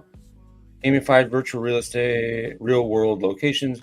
As brands increasingly explore innovative Web3 models, they seek solutions offering seamlessly integrated physical presence with their digital ventures. XYO and Upland both trailblazers in Web3 space with extensive communities are uniquely positioned to deliver these solutions. When was this put out? September 18th? So this is kind of old news.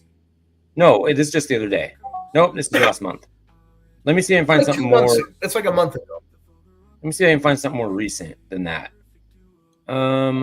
That's September 18th. Because I saw that Upland just put something out the other day. What was it on? Maybe it was on X or something. Where did I see that? I didn't see anything. You didn't see anything on X? Not with XYO.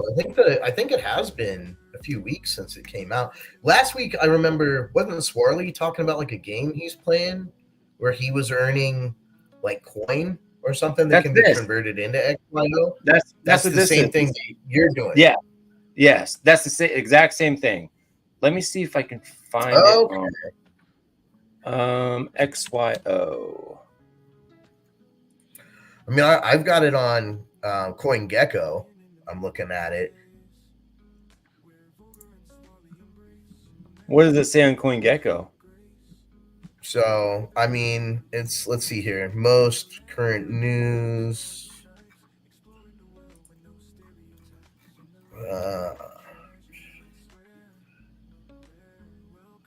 Coin.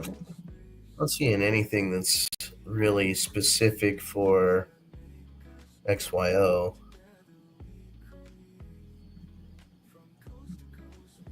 Mm-hmm. Where in the shit did I see that? What the fuck is this? Oh wait, okay. Here's something that XYO posted the other day.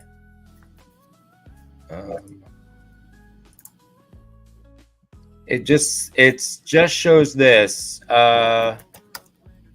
XYO plus Upland, new ways to earn in coin or in coin with us. Should probably follow. And it just says top secret. I don't know. I don't know what there's a whole fucking thing here, but it's all blurred out, as you can see.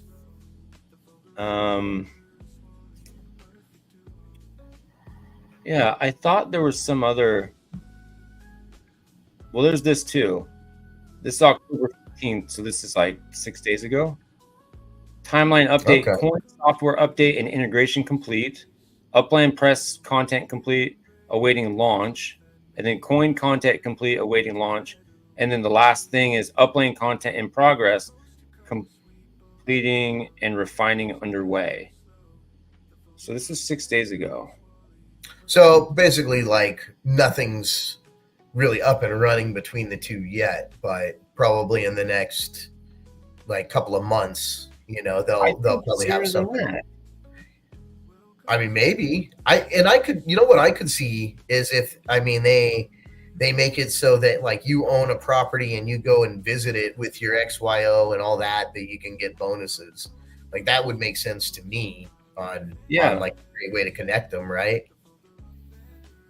Here's another one from the 6th. Coming soon. Top secret. I mean, this looks like some sort of maybe press release thing.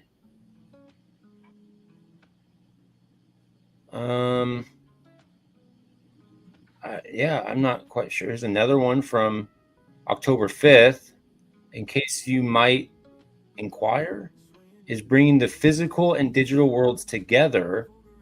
This month, you won't want to miss these game-changing features. Get ready for new rewards and next-level experiences at Upland Me. Huh. So it's coming in October, so I mean, they only got like 10 more days. Right, within the next week. Where does this link take us if we click on this?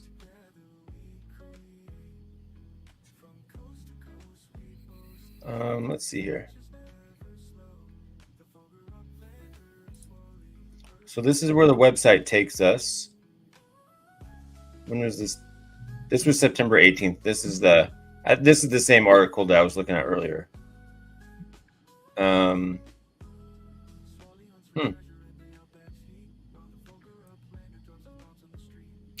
Crowdsourced geospatial data. That's what it is. Where do you see that at? So kind of the second paragraph. XYO's coin app leverage crowdsourced geospatial data verified by XYO network. Oh, okay. And so, yeah, that's kind of talking about how, like, that's how it passes out the rewards, I believe. And then and kind of talking about the two. But I just kind of thought, like, I was just figuring that's, I was kind of like, those are the words that I was kind of looking for to describe it, that crowdsourced geospatial. What's Picasso saying? They just teamed up with an, I wonder if he's trying to say app here, that pays you to walk as well. So there's definitely something in the works.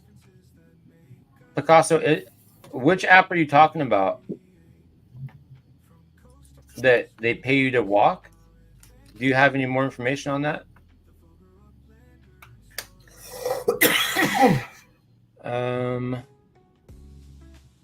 Let's see here. I know there was a Solana token that had an app that was like all about going for a run running, and you collected NFT shoes. And, Sweatcoin?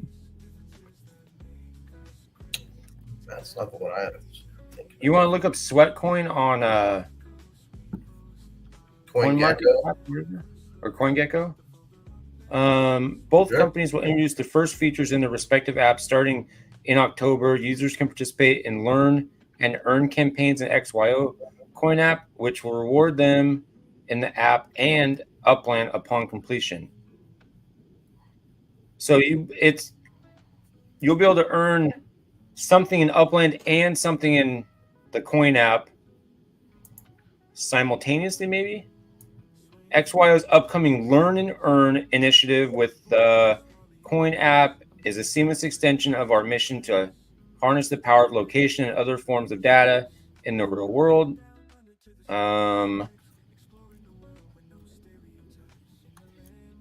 Engaged over 8 million nodes in partnership with Upland, expands XYO's ability to incentivize users to take control of and benefit from their data. Upland's vast virtual property ecosystem aligns perfectly with XYO's geospatial technology, empowering users to earn rewards as they explore and interact within digital and real-world environments. Together, we are bridging the gap between the physical and virtual worlds, unlocking new opportunities for participation and rewards through validated location-based data and beyond.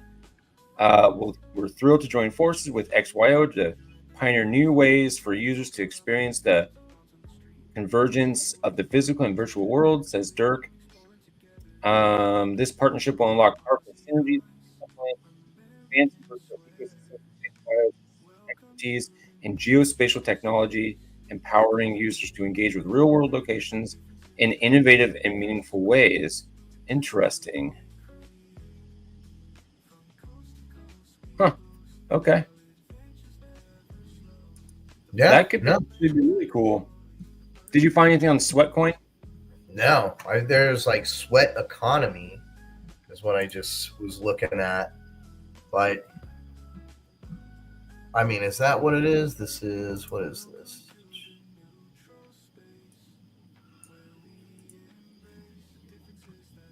Is there incentivizing people to do? I think this might be it. Sweat Economy. It's like it says they basically incentivize people to be more physically active. Mm-hmm. Here, I can share it real quick. Okay.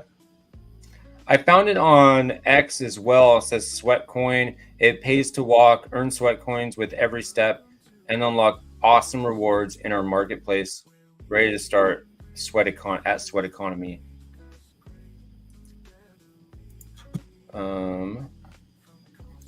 Yeah, Picasso says that's it. So Picasso, you said Upland just teamed up with Sweat Coin or Sweat Economy that pays you to walk around. Is there an announcement or something? Where did you find that information at?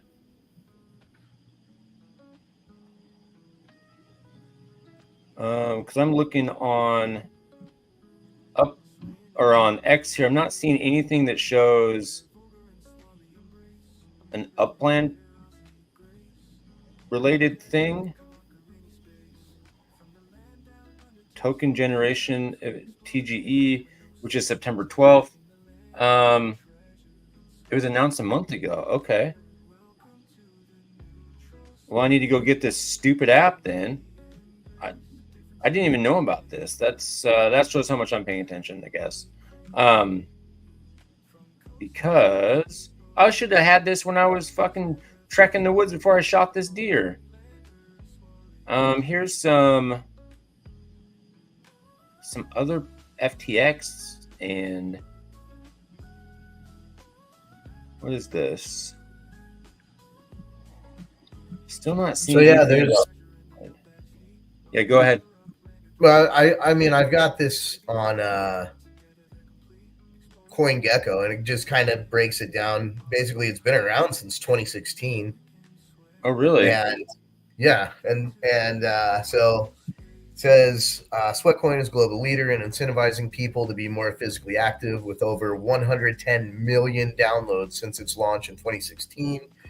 Sweatcoin has been proven to get people moving 20% more on average. Users earn Sweatcoin loyalty points that they can spend in the app's marketplace for promotions, discounts, and participation in prize drawings. Sweat Economy is the new project by the Sweatcoin family, taking incentives into Web3. Now people walking earn a new crypto called Sweat Tokens, which they can stake for rewards, use to participate in NFT games, and discover the world of Web3 through our partners' offers. Huh, okay. That's cool. So that sounds like it could be something that both XYO and Upland, could essentially partner with. Yeah. Oh, here's the announcement. Okay. Let me share this real quick.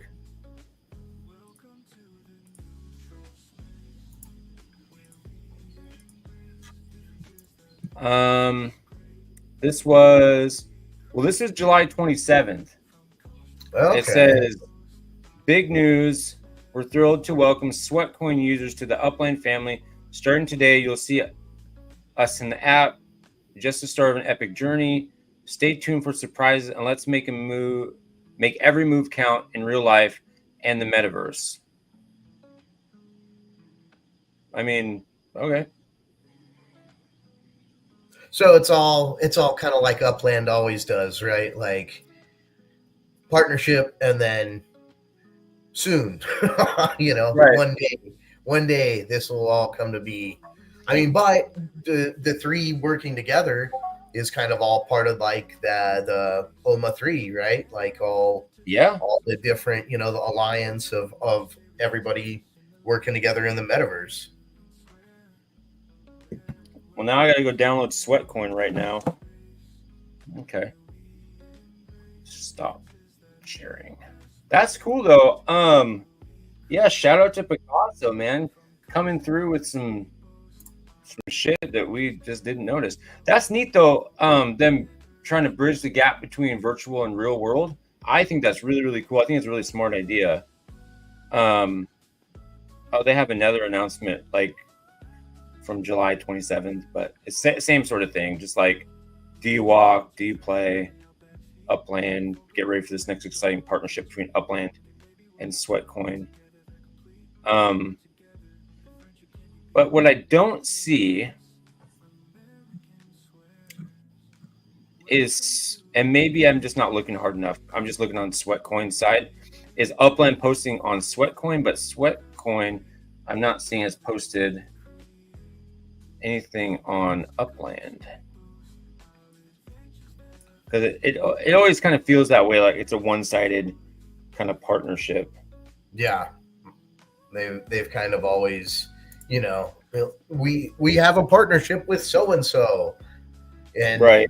It's like, what does it matter if the other side doesn't acknowledge that? You know, that's like me saying, you know, I have a partnership with the Golden Gate Bridge because I fucking drive over it all the time.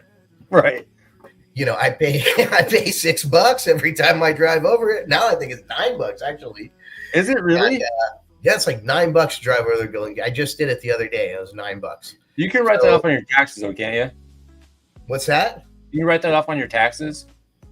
Yeah, for sure. And besides that, I'm in a company vehicle, so I'm not even paying for it. Right? Like they run the license plate. It charges my company credit card, and they pay the bill. It's kind of a nice situation there. Right. But yeah, $9.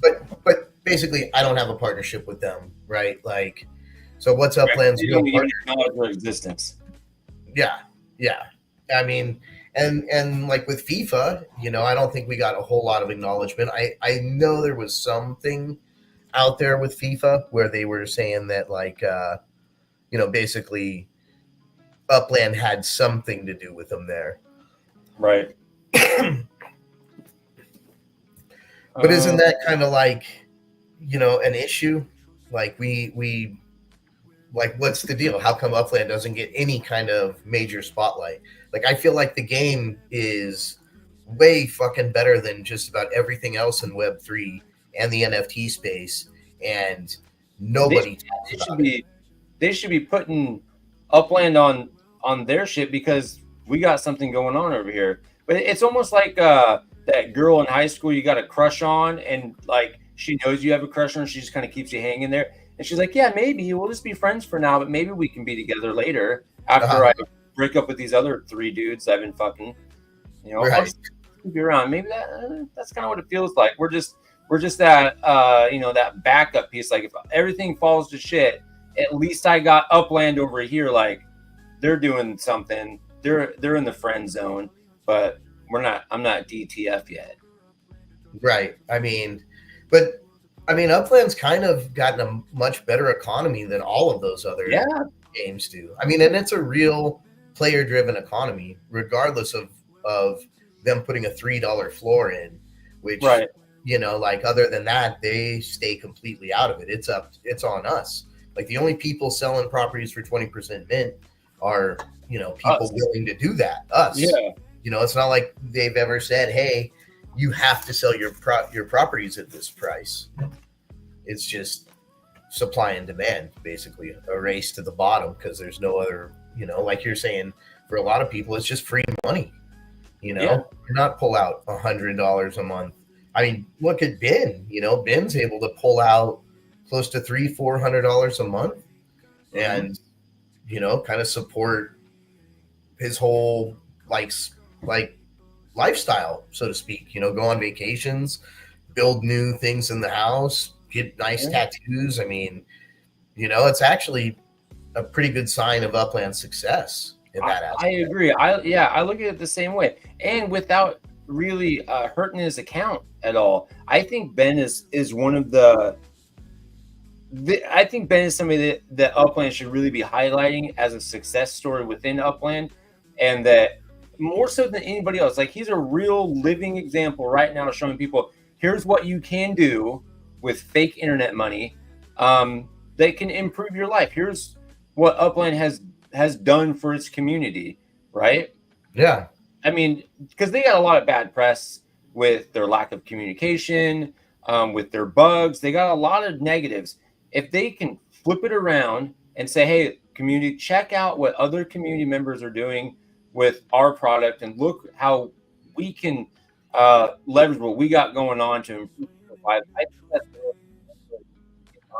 and that is something that you could market. Probably you're the master of this more than me, for sure. You would know more about marketing, but you know, spreading goodwill and showing people what's possible is something that I think could really drive people in more so than just a llama and Monopoly.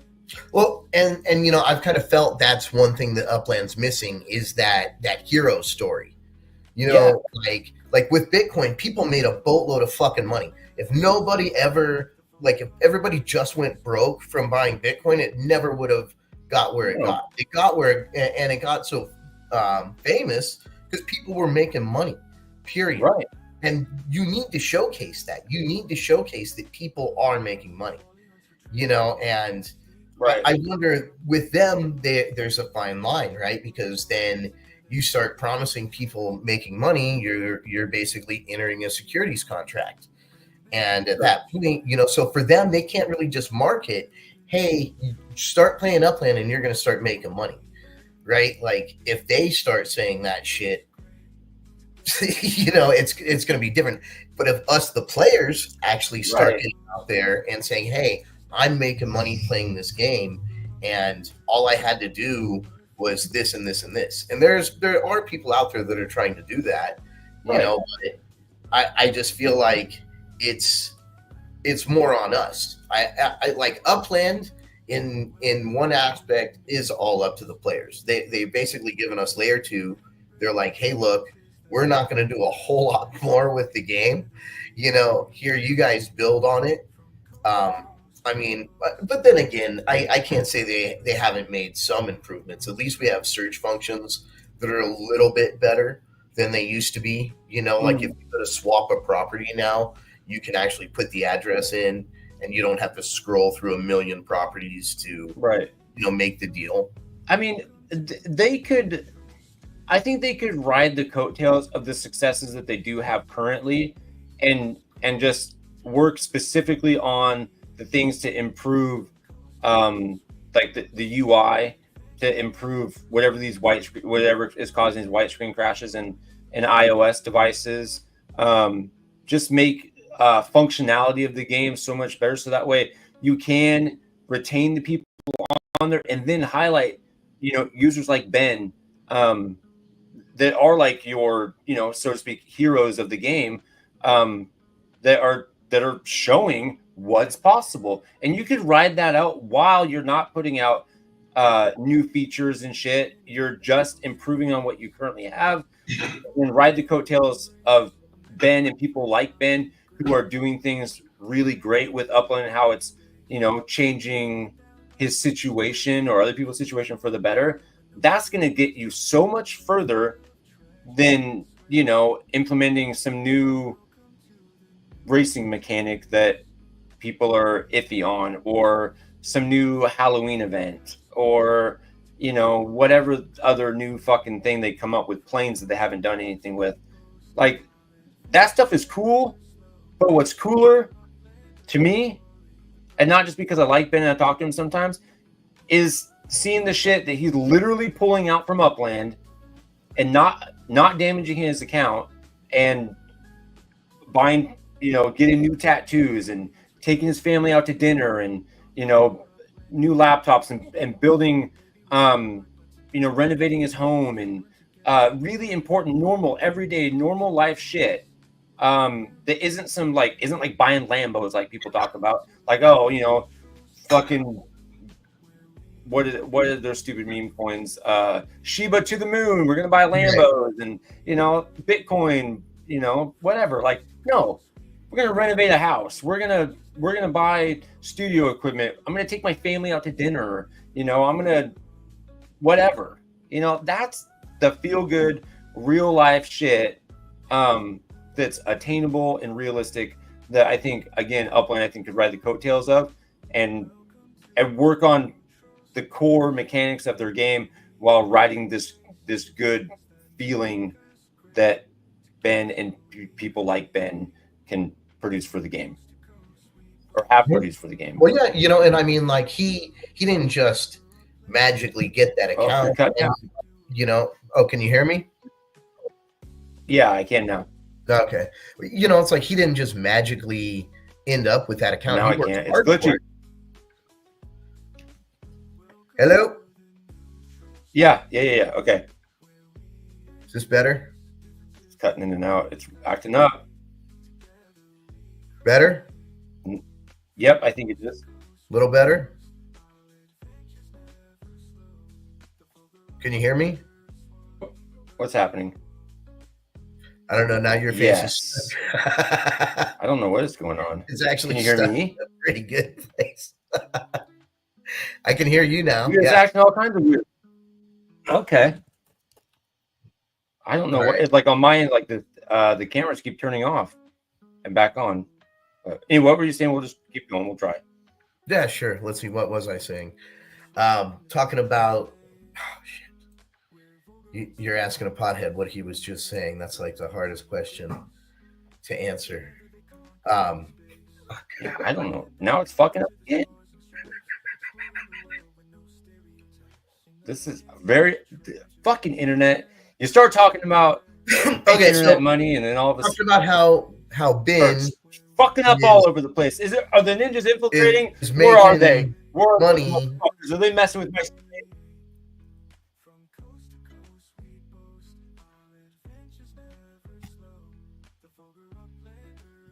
All right, can you hear me better? Well, it's off and on. Hold on. Yeah, there's a lag. Angry's got to for sure go. Boydern.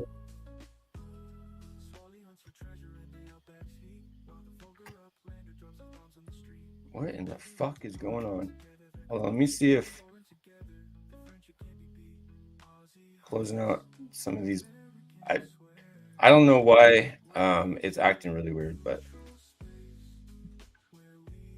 I don't think I got anything Are crazy we going back? on my Can end. you? It feels like it's normal now. I think it's back. I think so. I hear you just fine. I hear you just find out. You're coming in loud and clear. Yeah, Okay. I think maybe we're good. I think we're good.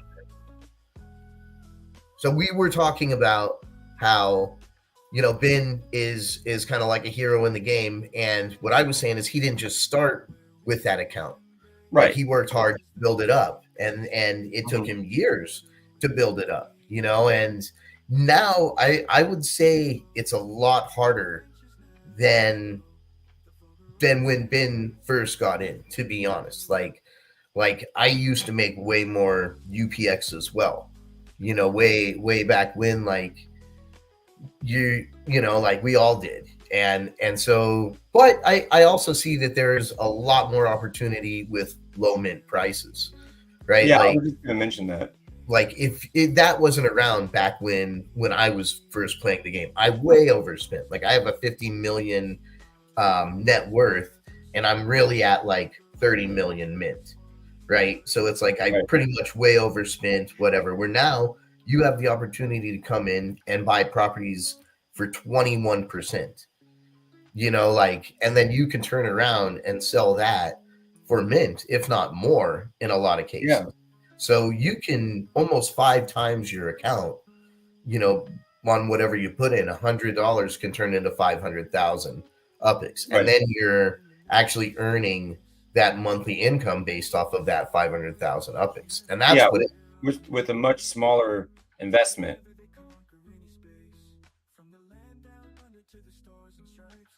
Well, now I lost you again.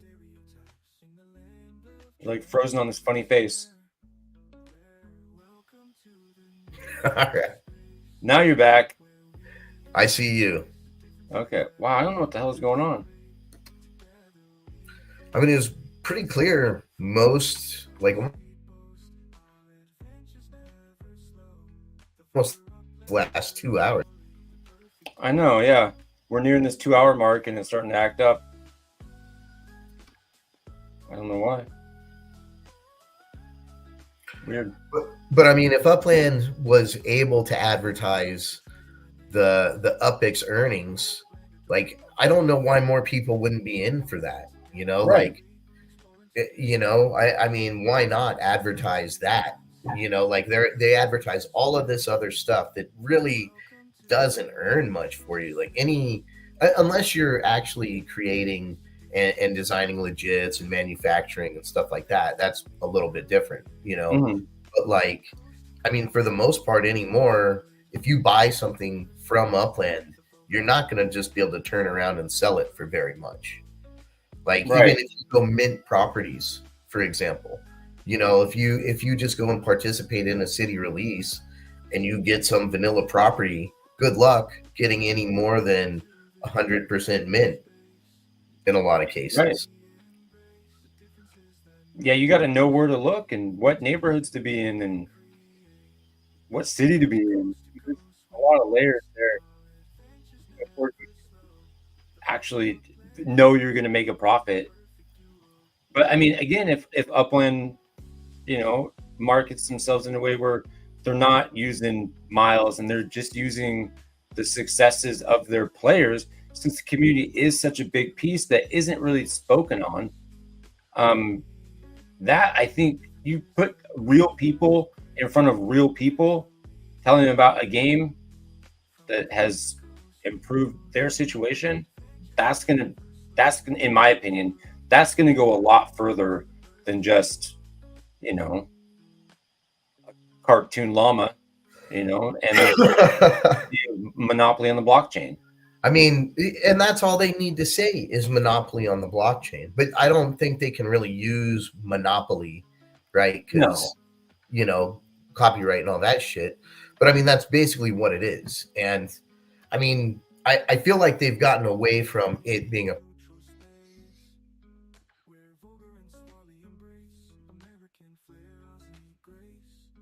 and the property trading game isn't really there anymore.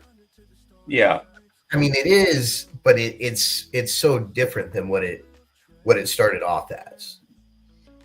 Right. Yeah. I mean, James UK kind of gripes about this a little bit, where he doesn't love the idea that they've gotten so far away from the property trading aspect of the game, and then they've dove into all these different avenues. Me personally, I'm good with it. I think there should be a wide variety, but I do think that the core aspect of the game should be highlighted more than it currently has been lately. I think property trading is the foundation of Upland, and then all the other stuff is fringe. As awesome as that stuff is, I don't think it would be advantageous of them to pivot from the property trading aspect of the game as their core foundation to one of the fringe activities within Upland, in my opinion. Even though I love some of the fringe activities, but I do believe like core property trading is the bread and butter of Upland, and I think that's what people come to Upland for, is monopoly on the blockchain, not racing on the blockchain, not, you know, life on the blockchain, you know. Right. And I mean, like back in the day, like when you could swap properties, like you started playing basically right at the end of property swapping, right? Like, do you know what property swapping is when I reference that? Maybe elaborate. So, you know, basically you could swap your collection properties. You could take, yeah. Right, and split the rewards, right? And like, so like a lot of people are like, well, look, that wasn't so sustainable. And I agree, the way that it was done was not sustainable. And I mean, you know, most people who didn't put a whole lot of money into this game, who started in 2021, and that's how you really blew up your account. Like that's how a lot of people blew up their accounts. And a lot of people didn't just cash out. I mean, sure, a lot of people did, but I feel like if they brought something like that back, or if they gave us at least like renting your property, like if you had a building on it, the collection properties with buildings on them, those you could rent out, just something else, right? Like give the collections more value than just the kicker bonus, because it's got to have more value than that. Otherwise, you can just buy undermint properties that are going to be just as good of bonuses, if not better, than any collection, even a UR at this point. Right.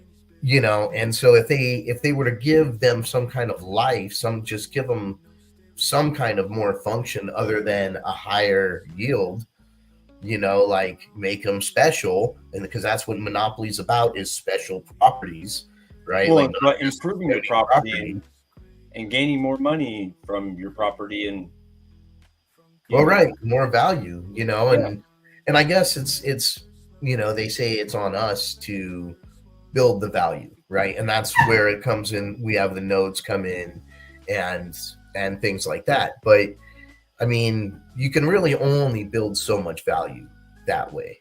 Like even certain nodes, you get it to a price where you're priced out. Nobody's even really gonna join at a point. Right. Once a property hits $100, so it's like, so you're telling me I gotta pay $100 just to be in your club? And like, that's why nobody's playing Decentraland. What's that? That's why nobody's playing Decentraland. Right. Because it's too expensive. You get priced out, and you can't join the club. And I mean, I don't know, it just doesn't seem like that's sustainable. I think you're touching on a good point here. I think so many people want to be part of a club or whatever. Upland's tribal. Look, by its nature, it's tribal. Look at all the communities, like the nodes that we have. They want to be part of something. I mean, me specifically, when I jumped on and I started watching YouTube and I found Metaverse Million, I was like, man, I could jump on to what other people are doing, but I want to start from kind of where Metaverse Million, from the ground up. I want to start something fresh. I'm like, in my mind, I'm like, this would be really cool to help build something as a really new young player, just build within the thing. I want to be part of a tribe. And so I joined Granada Hills and, I staked my allegiance there. And I think, you got the ninjas, they've got their thing. You got Creedmoor, you got all these different nodes and these people that are aligning with, these, tribes, so to speak. And I mean, that is, you're feeding human nature with the nodes. It's natural. That's what makes this game great. That's, I think, an aspect of why people stick around, is because it is so tribal. People do want to fit in. They do want to be part of the club, and it is so accessible. I think that is one of the great things about Upland that does keep people around, that maybe they don't even think about or realize, is that mentality to belong and have acceptance. You can find your people anywhere in the community.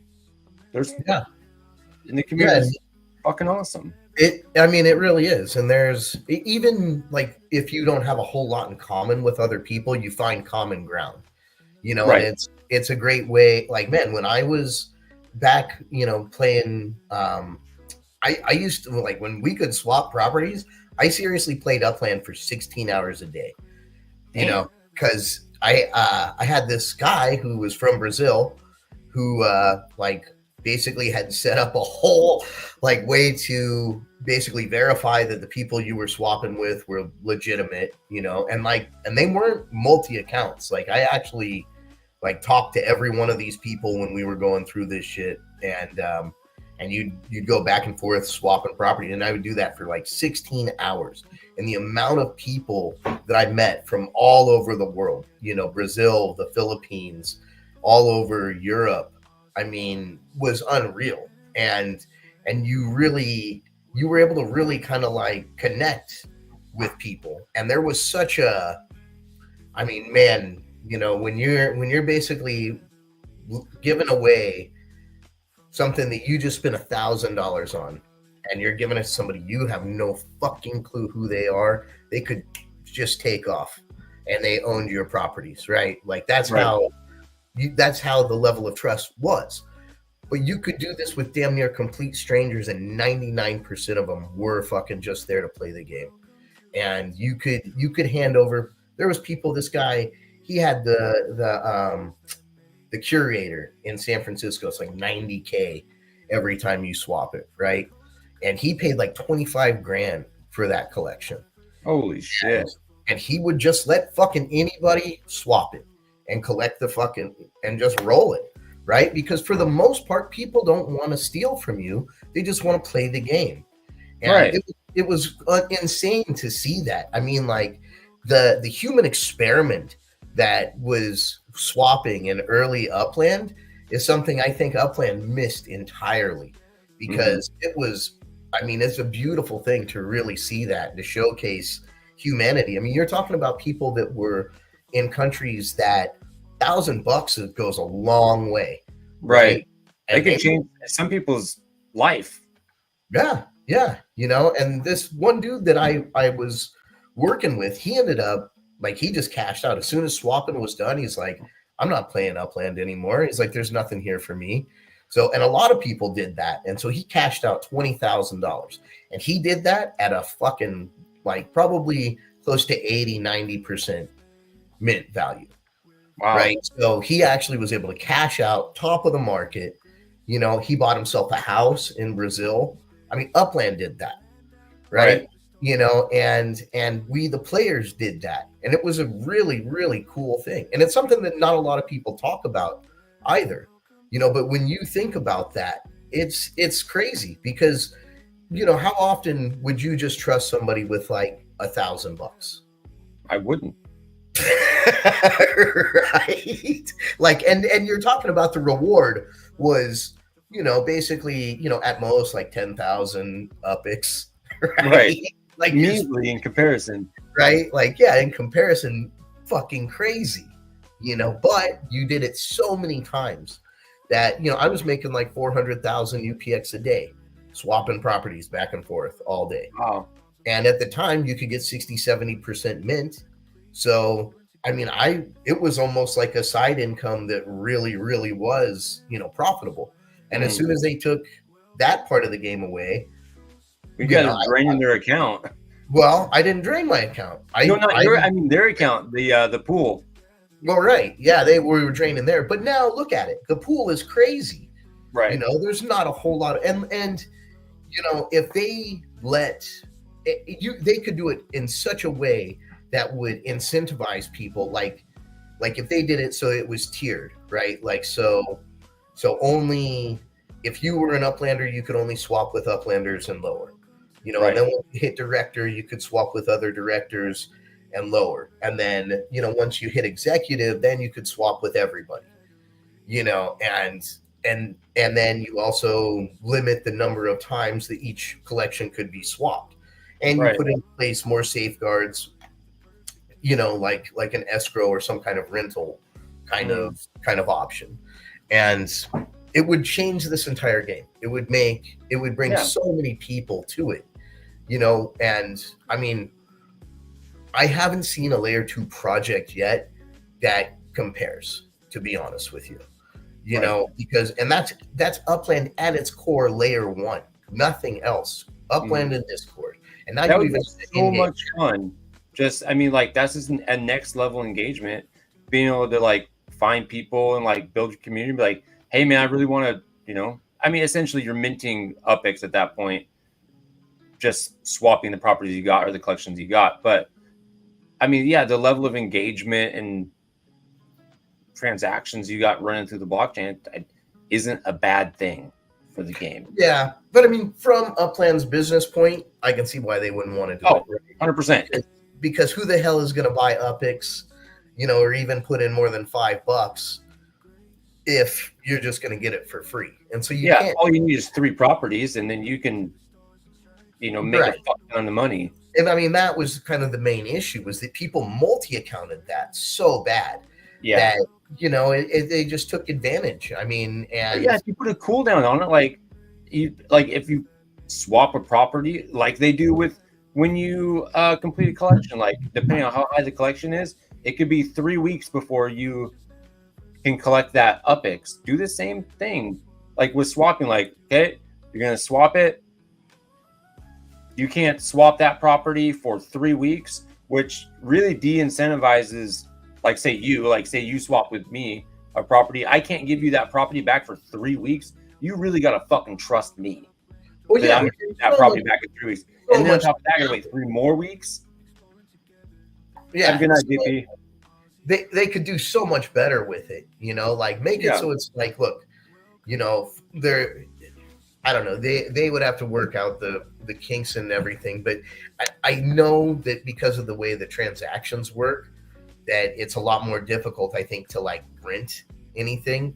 I know you can do escrow, so it might maybe even be something where it's like somebody would have to pay you up front, you know, for the 50% of the bonus before Right. they could even swap it. Or, you know, I was thinking we might be able to do a layer 2 version of it that would be something similar to that, where you're basically swapping the properties, but only on layer 2, not actually on layer 1. And you would just, but you have to swap the properties on layer 1 to get the bonus. What if they taxed, like, did like a tax of, like, they tax you for swapping property? Like, you have to pay, you know, if I'm going to swap a property with you, I got to pay 10%, or like or a flat fee for swapping. Like, I got to pay 15,000 UPIX to swap with you.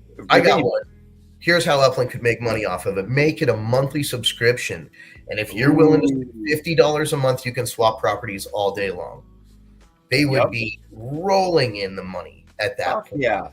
You know, like, and people would be paying it all day because basically for $50 a month, you could make maybe $100,000 to $300,000 a day, or UPIX a day. Yeah. You know, like people would pay that. I mean, and yeah. You know, like, I mean, I know I would for sure. I mean, yeah, and then imagine like I'd pay $100, and then you're not doing it, and then they're just raking in money. Right. Yeah, that's a good idea. I mean, that's how they could actually really, really make it work. Would that end up fucking up their like licensing for it being in the App Store? I don't know, because it's a game subscription, right? Like it would just be a game subscription, and you're just paying for an added feature of the game that you don't get if you don't, you know, otherwise you just gotta wait. And then it's the regular, you're not really able to swap properties. If they made it so, look, you have to become a director first, and then you can do $50 a month, and then no limitations on swaps. They would be making money. Everybody in the community would be making money, have a reason to communicate back and forth with each other. And like I said, for the most part, people are pretty damn honest. And the community all working together, like it wasn't the biggest issue in the world. The problem was the multi-accounting that was really going on, and Upland not making any money.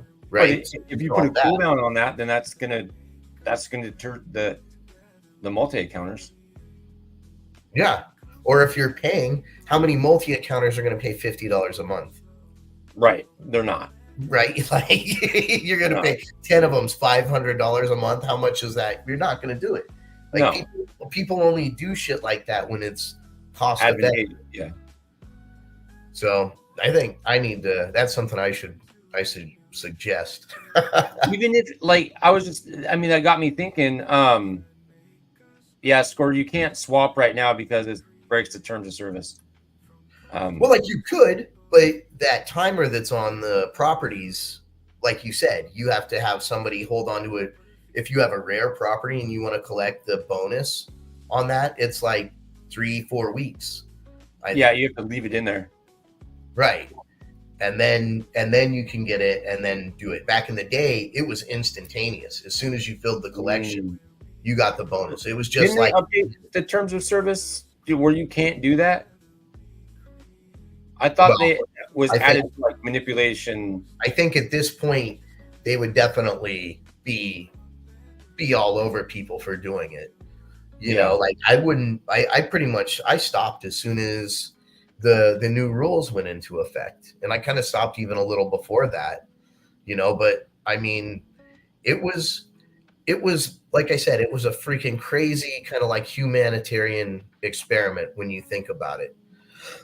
And talk about a way for, you know, basically the first world can help the third world in a sense, right? You know.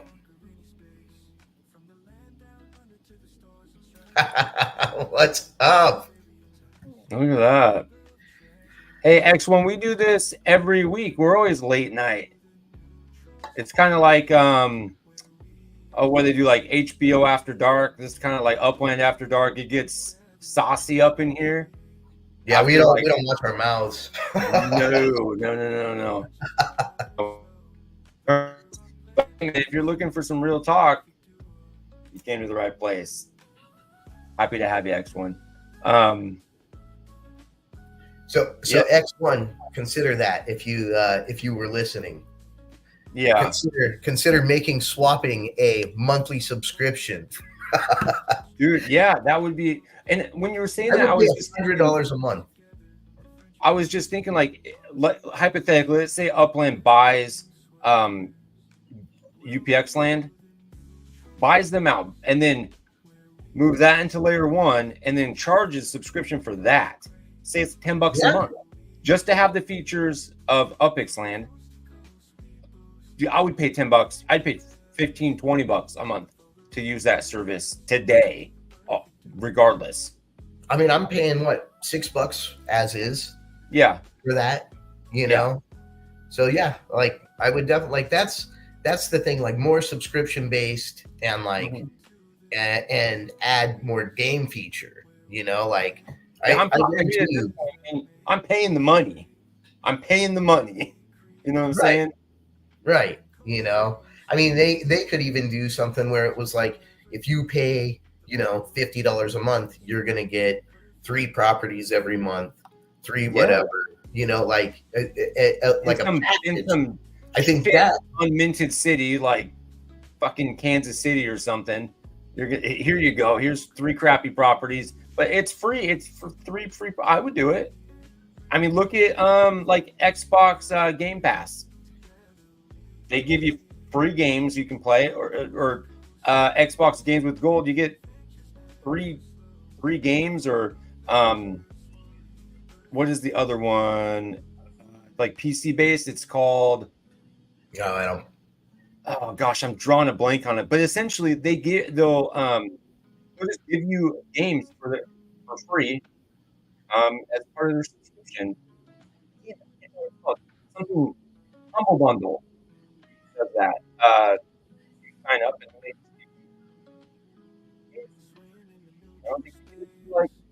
I don't know what it would look like for algorithm wise, but like a bespoke kind of thing. Like if you're really invested in LA and maybe you pay a subscription, you get 3, you know, LA properties, or like you list top 5 cities and you get a property from one of those ones. I don't know, but I think that's a really great idea. I mean, I think it would be a little bit more involved than what we're getting for the passes right now. Right. You know? I think the passes are terrible. You know, like I think they're okay. Like I gotta say, I do like the customization, but you know, it's like Happy, come on, dude. You can't sell it. You can't resell it. That's the problem with it. No, I think that's great. I think that's totally fine. The fact that you can't sell it, I think is totally fine. What sucks is you get 3 options of things. And like how look at this. Let's look. I've gotten everyone so far. And the amount of fucking things is outrageous. Like so I've got all these. I can only put one of them on there, right? Rightfully so, because it takes up the whole damn screen. My whole block explorer, right? Right. Whatever. I do like the combination, by the way. It almost looks like a boiling like bowl of soup. Yeah, it's a hot tea. Yeah. It's a hot tea bagger. But anyway, and then you go down here and it'd be nice if you could just minimize those things. But then you come down to the backgrounds. Again, you can only apply 1. You wouldn't want to have more than 1. But how many of these fucking things do I need? Like, how many more of the same things am I going to get? Honestly. And then, so I can apply 1 of those. And by the way, these bricks are terrible because that is a cop-out. And then you got these. Now, I like the property card backgrounds as a concept. I think that's great. I think that's really cool. But the problem is, again, you can only apply 1. Now, it would be really cool if I could apply this one for my LA properties, maybe this one for my Detroit properties or whatever. That would be really neat. That would be a cool feature. But you only get 3 options. And outside of those 3 options, like, how many of the same types of things do I really need? I don't need this many. It's kind of mind-numbing when I know that every single drop I'm going to get one of the three variations of the things I already have a fuck ton of, and it drives me nuts. I'm like, just give, like, I've mentioned so many different things. Like, you could look at like the border of my block explorer. Dude, give me something to go around that. Make this status bar different. You know, give me a sparkly trail or a fiery trail on my block explorer when he's going through the city. You know, maybe give this some sort of different theme or thematic experience or something.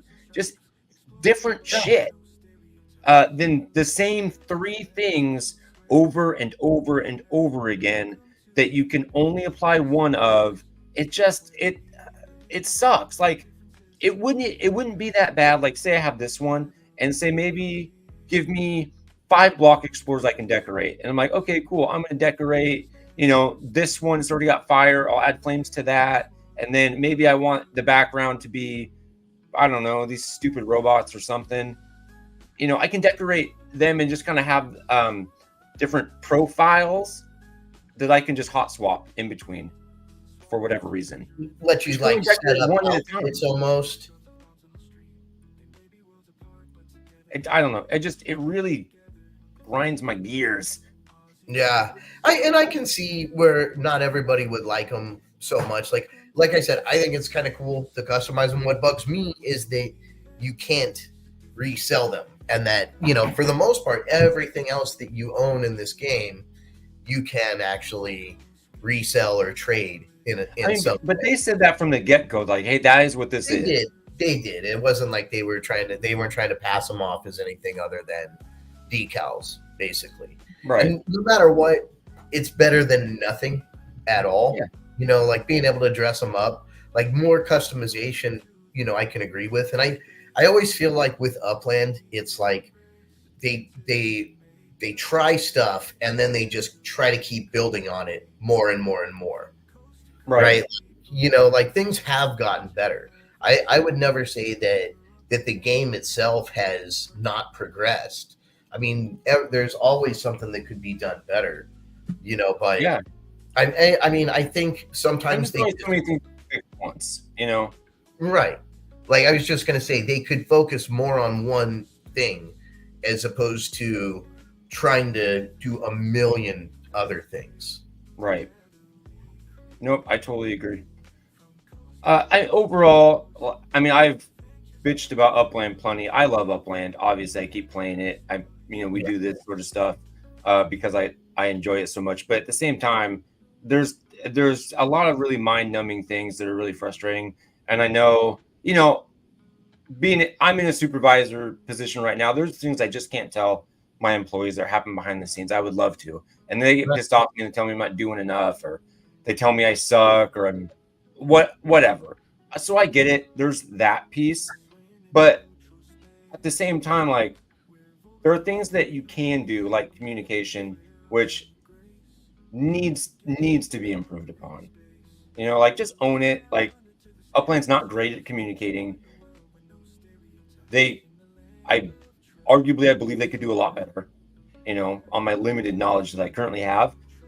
Just own that, and then just say, hey, yeah, we're going to do better. We're going to try to do better. You know, that would go a long way. You know what I think too is tough is that a lot of stuff is still like I was kind of saying, it's so new and they're trying to improve on things all the time. Yeah. That things just get neglected. And unfortunately, you know, like sometimes customer interaction seems to be one of those things that gets put on a back burner, you know? And so like I actually try not to do everything anymore. Like I used to want to be involved in everything and trying this and that.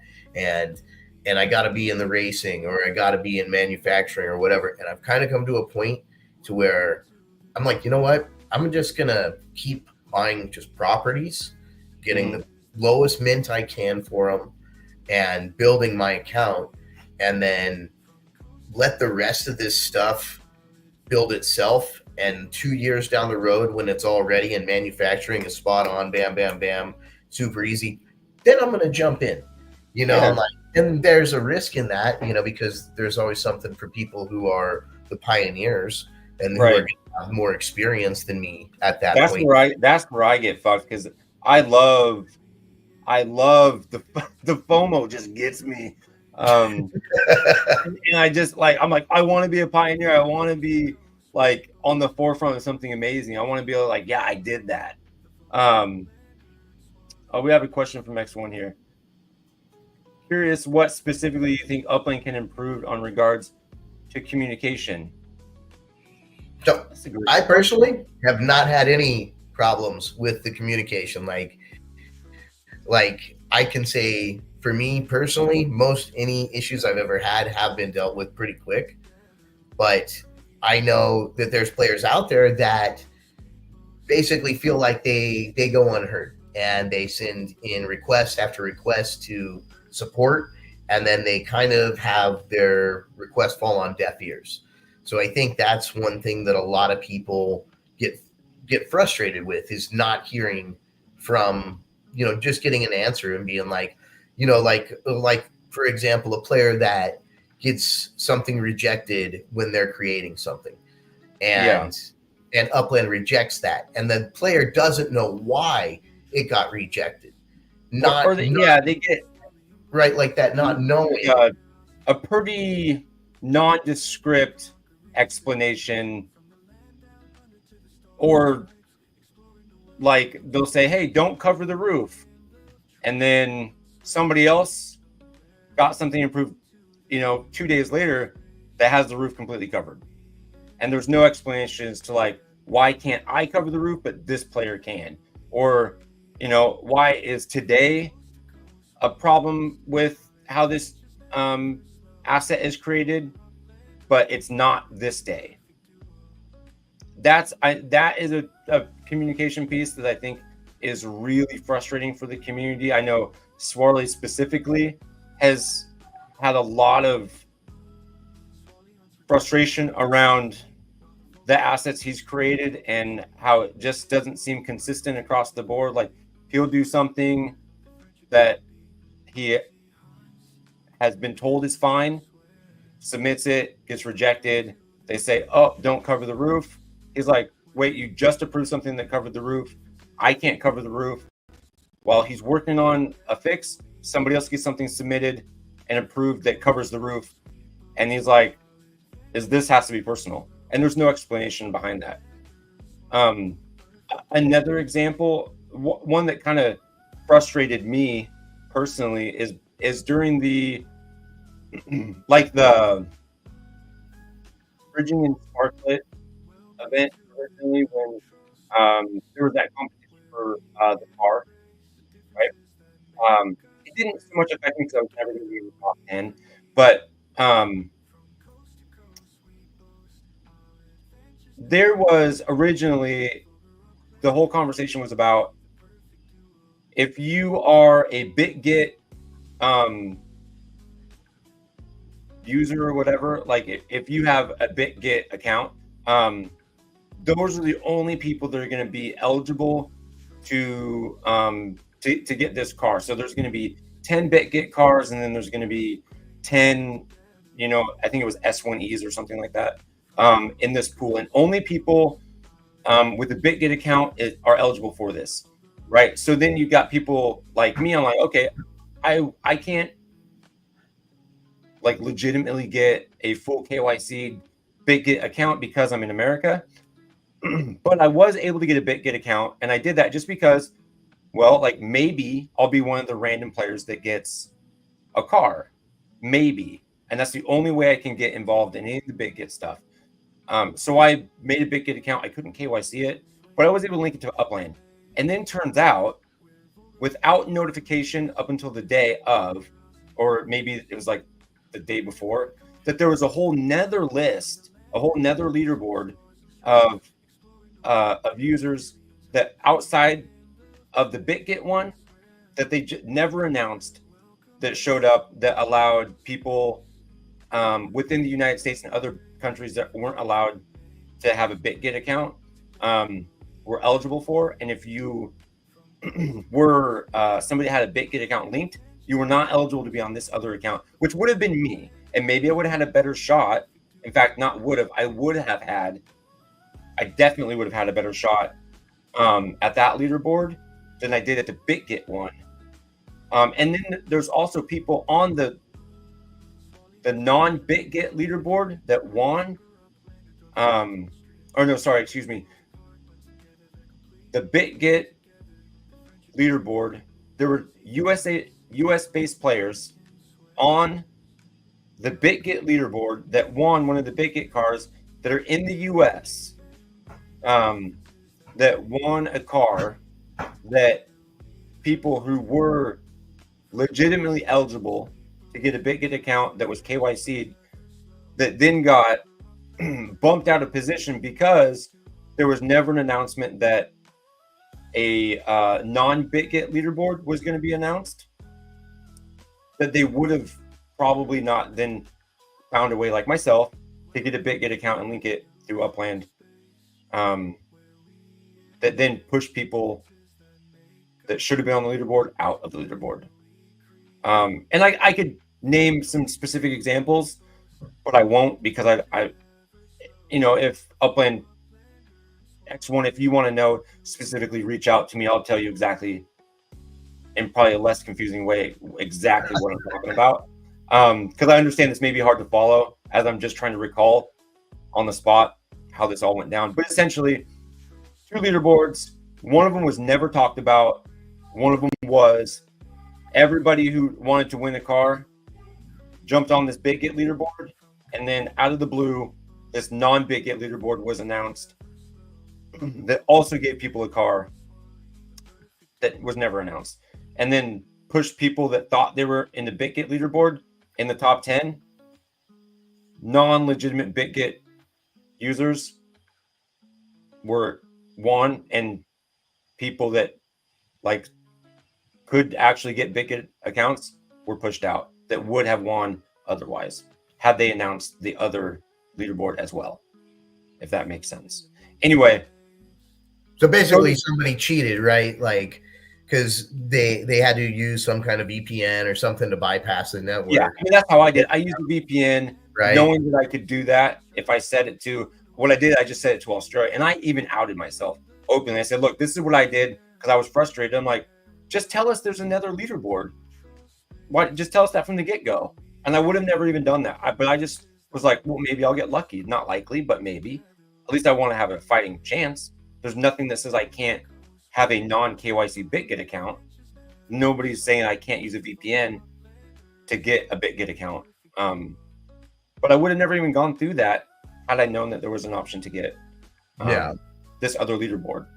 Well, I actually did see the announcement for that other leaderboard on Twitter, and I think that might have been the only place that they announced it. And I don't know, but I remember seeing that because I was, I'm in the same boat you're in. I couldn't jump on the BitGet thing, so I was just going to go through either MetaMask or Uniswap, and then I ended up not doing it because the gas fees were like $50 at the time. Yeah. I'm putting $20 worth of fucking money in here, man. Why? That's the one thing I can't stand about ETH is how ridiculous those fees can be. I mean, it's dude, it was stupid, and that has nothing to do with Upland or anything. That's just ETH for you. That happens with any transaction you do with ETH.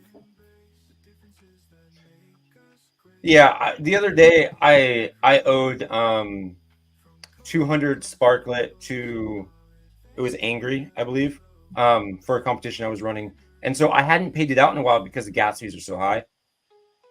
What I noticed is on Uniswap, the gas fees were consistently like $10, $15, $20, $30. I said, you know what, let me just try something.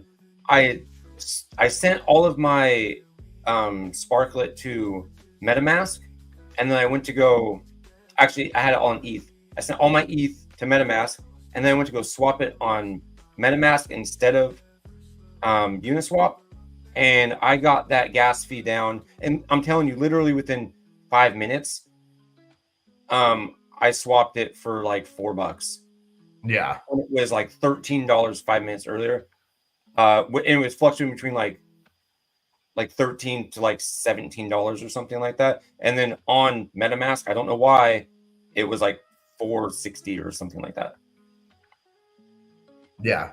No, and that's just all the network and timing and like it's just what you deal with when you're transacting with Ethereum because of the gas fees, and that's just how it is. So, Sparklet being, tradable basically on Ethereum, that's gonna be a fact of life, Right. And it sucks. Like that's why I almost would just rather like I if I buy Sparklet, I'm just gonna buy it straight through the app.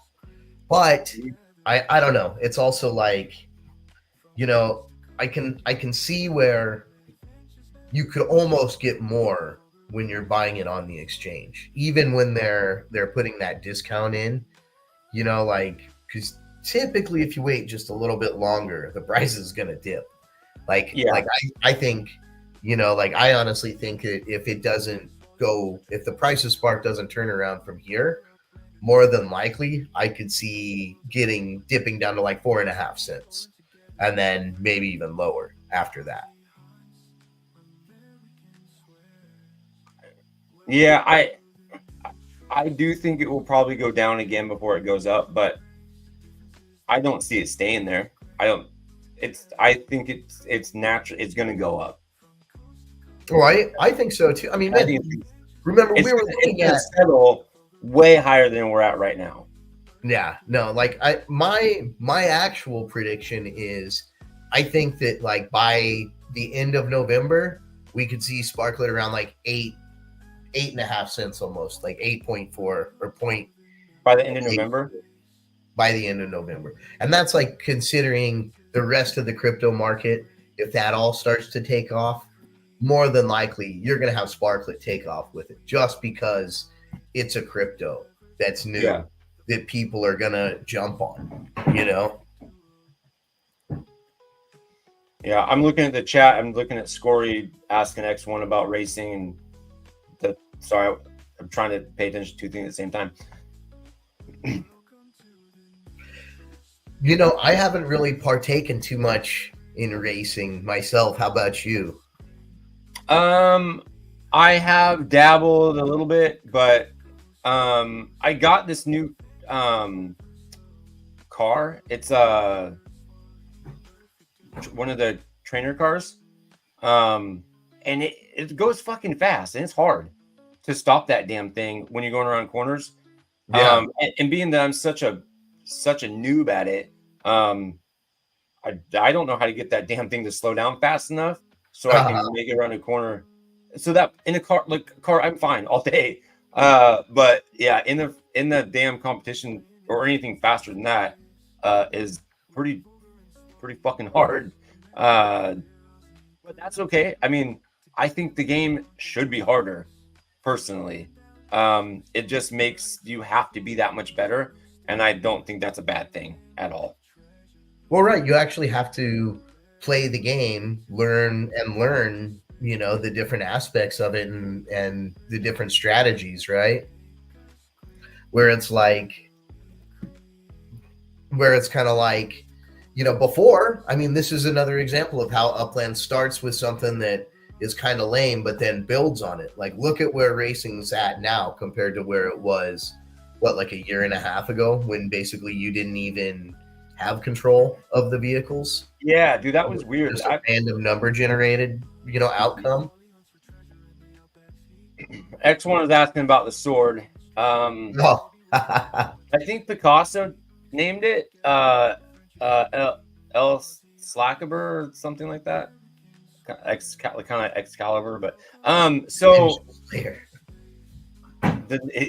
is the Ninja Slayer. Thank you, Laban. Yes, Laban came up with that. Yeah. Oh, that Ninja Slayer. Yes, that's exactly what this is.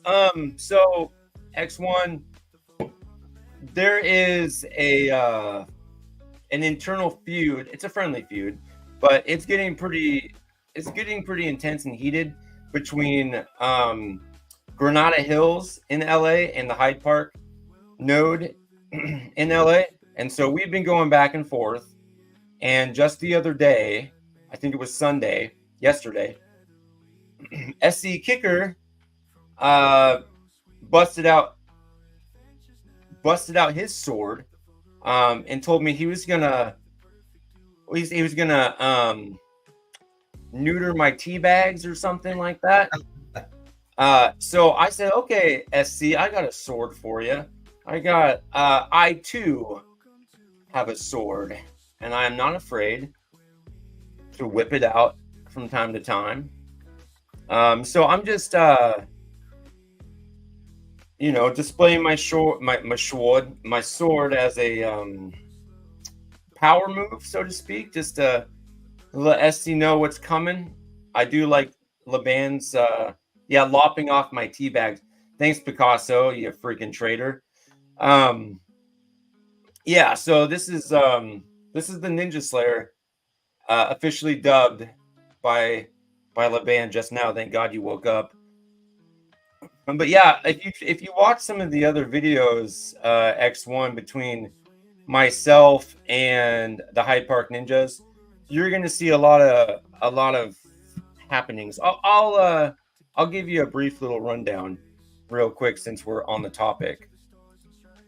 And we are getting a little bit long in the tooth here anyway, so we're gonna have to wrap things up. We can't do that without discussing the feud we have going on a little bit.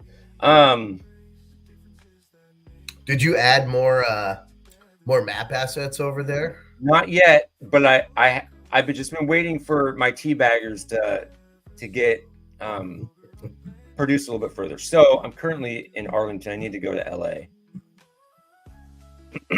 Okay, so come on, computer, don't be weird.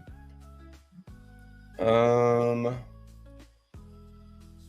here in good old Los Angeles, up here in Granada Hills, where the good folk live, the righteous ones up in Granada Hills, I have the Vulgar Speedway.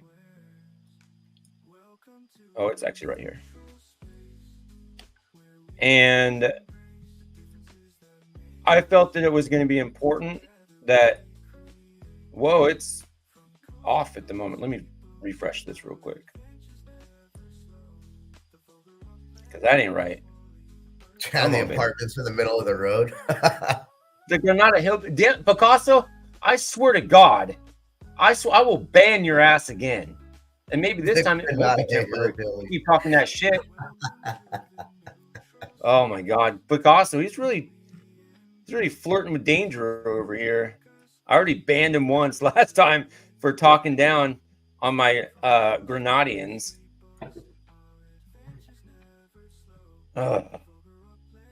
Yes, Metaverse Millen is also in Granada Hills. Metaverse Millen is the godfather of Granada Hills. I'm just a measly peasant. Anyway, okay, so over here is the Vulgar Speedway, and I've recently started producing some prison walls. And if you don't know, X1, I work in a prison, so the prison theme is a thing. So I decided I was going to make a prison yard, and I felt that it was fitting that the degenerate ninjas be the ones incarcerated in my prison. Now this is just one prison of many more to come, but this is where it all started, right here, with the incarceration of these degenerate ninjas.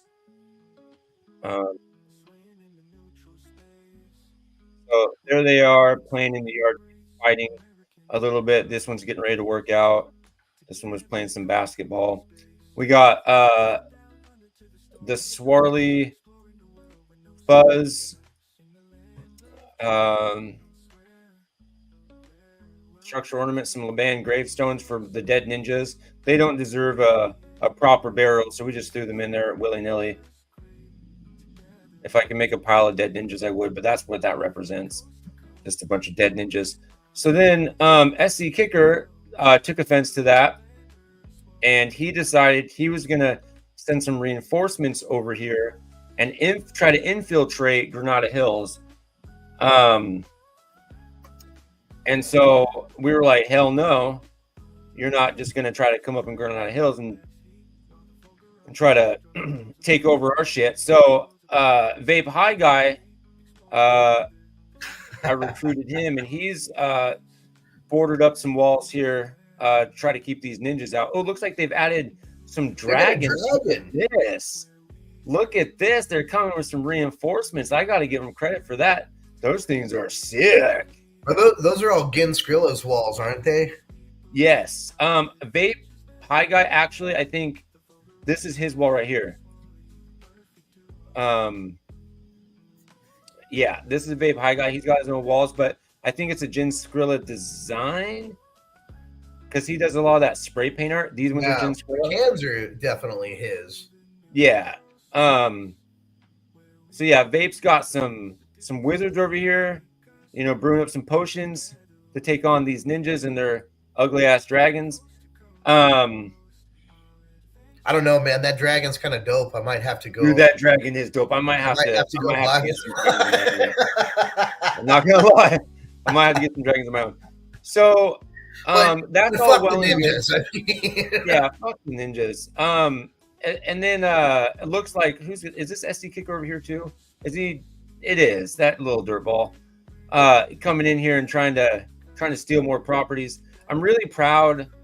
I think this is Caesar holding strong. Yep, not giving in, which I really appreciate. Ozias not giving in, but then you got to go down to the old Hyde Park, where yours truly has decided to put in a little work, because I'm not about to let those. Come on, there it goes. Those degenerate ninjas, get away with trying to infiltrate my beautiful Granada Hills. So then we go down here to Hyde Park, and I believe it's up here. They thought they were cool, and they thought they could just come up in here, surround my property with their degenerate ninjas, thinking that they're... You got it finished now, too. Yeah, they thought they were going to try to intimidate me, but I had to let them know that nothing intimidates the old L-Slack. So they surrounded me with ninjas, and I said, "F that. We're gonna remind them who's boss. We're gonna send them to their grave." So rip KO, rip SC. This is in their neighborhood. They're not gonna mess with me. So anyway, they got obviously a lot of properties in here, but I made a couple purchases of my own. Used my walls for some different purposes. I need to clean these up a little bit because they're a bit off, but we're going to send them to their death. And then my most recent blow is probably my finest blow to date. Many more to come. Is the Ninja's Blunder. Now, this is where you can send your Hyde Park legits to die. Is in the Ninja's Blunder. And there's a little story here about it. I'll read it for everybody. KO Ninja and SE Kicker went to defeat the amazing Vulgar Uplander who tries to improve Hyde Park, but KO's blunders, from knocking over lanterns to flooding the streets, turned the mission into chaos. L-Slack laughed as KO and SE failed at every turn. Despite SE Kicker's best efforts, every attempt to win failed. Hyde Park soon embraced the chaos, becoming a tourist hub for epic fails, while KO and SC kept trying in vain.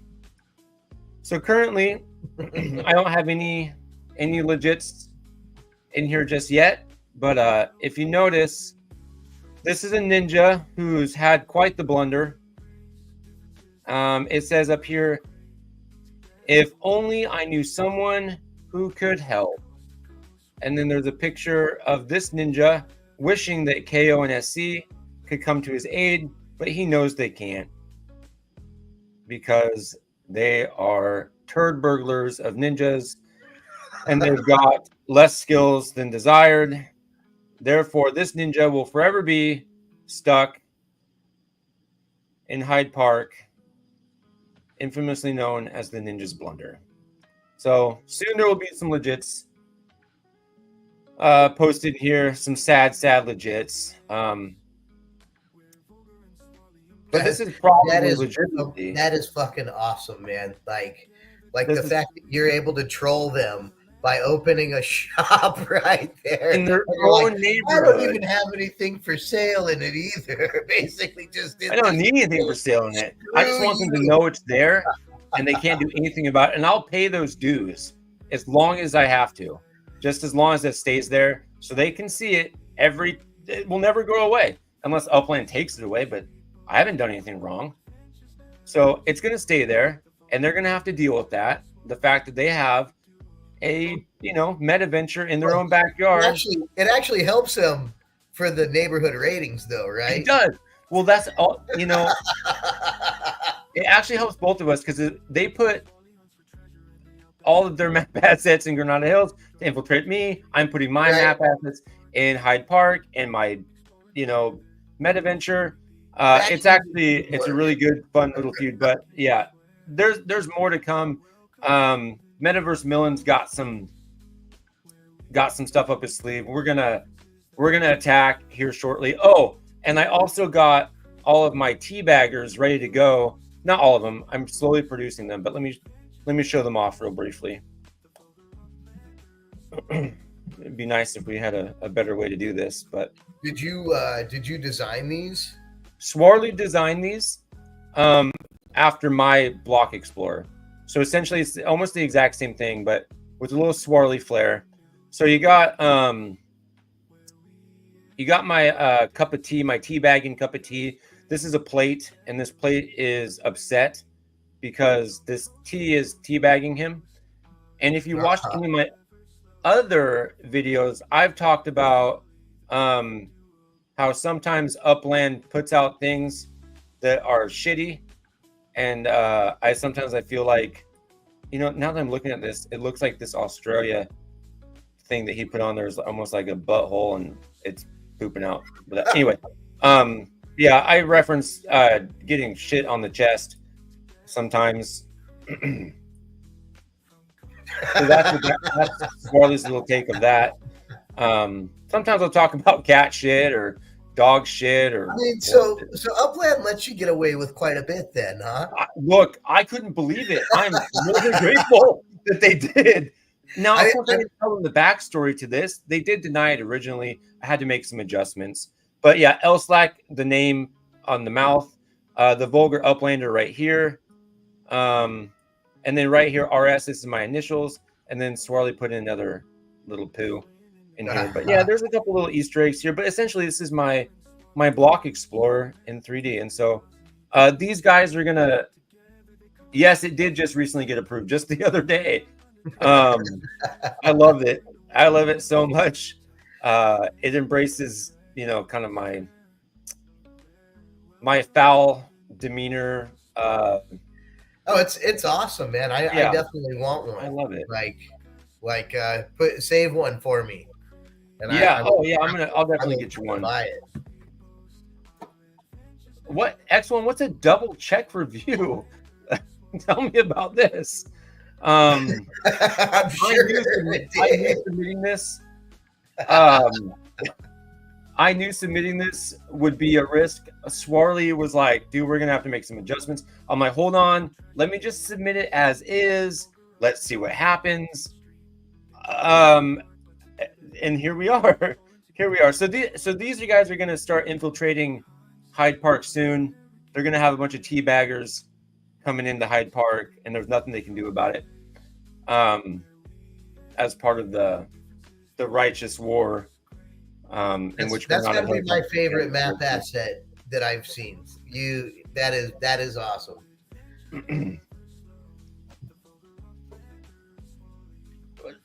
Okay, and that's great. I'm glad that you guys didn't think it was too offensive.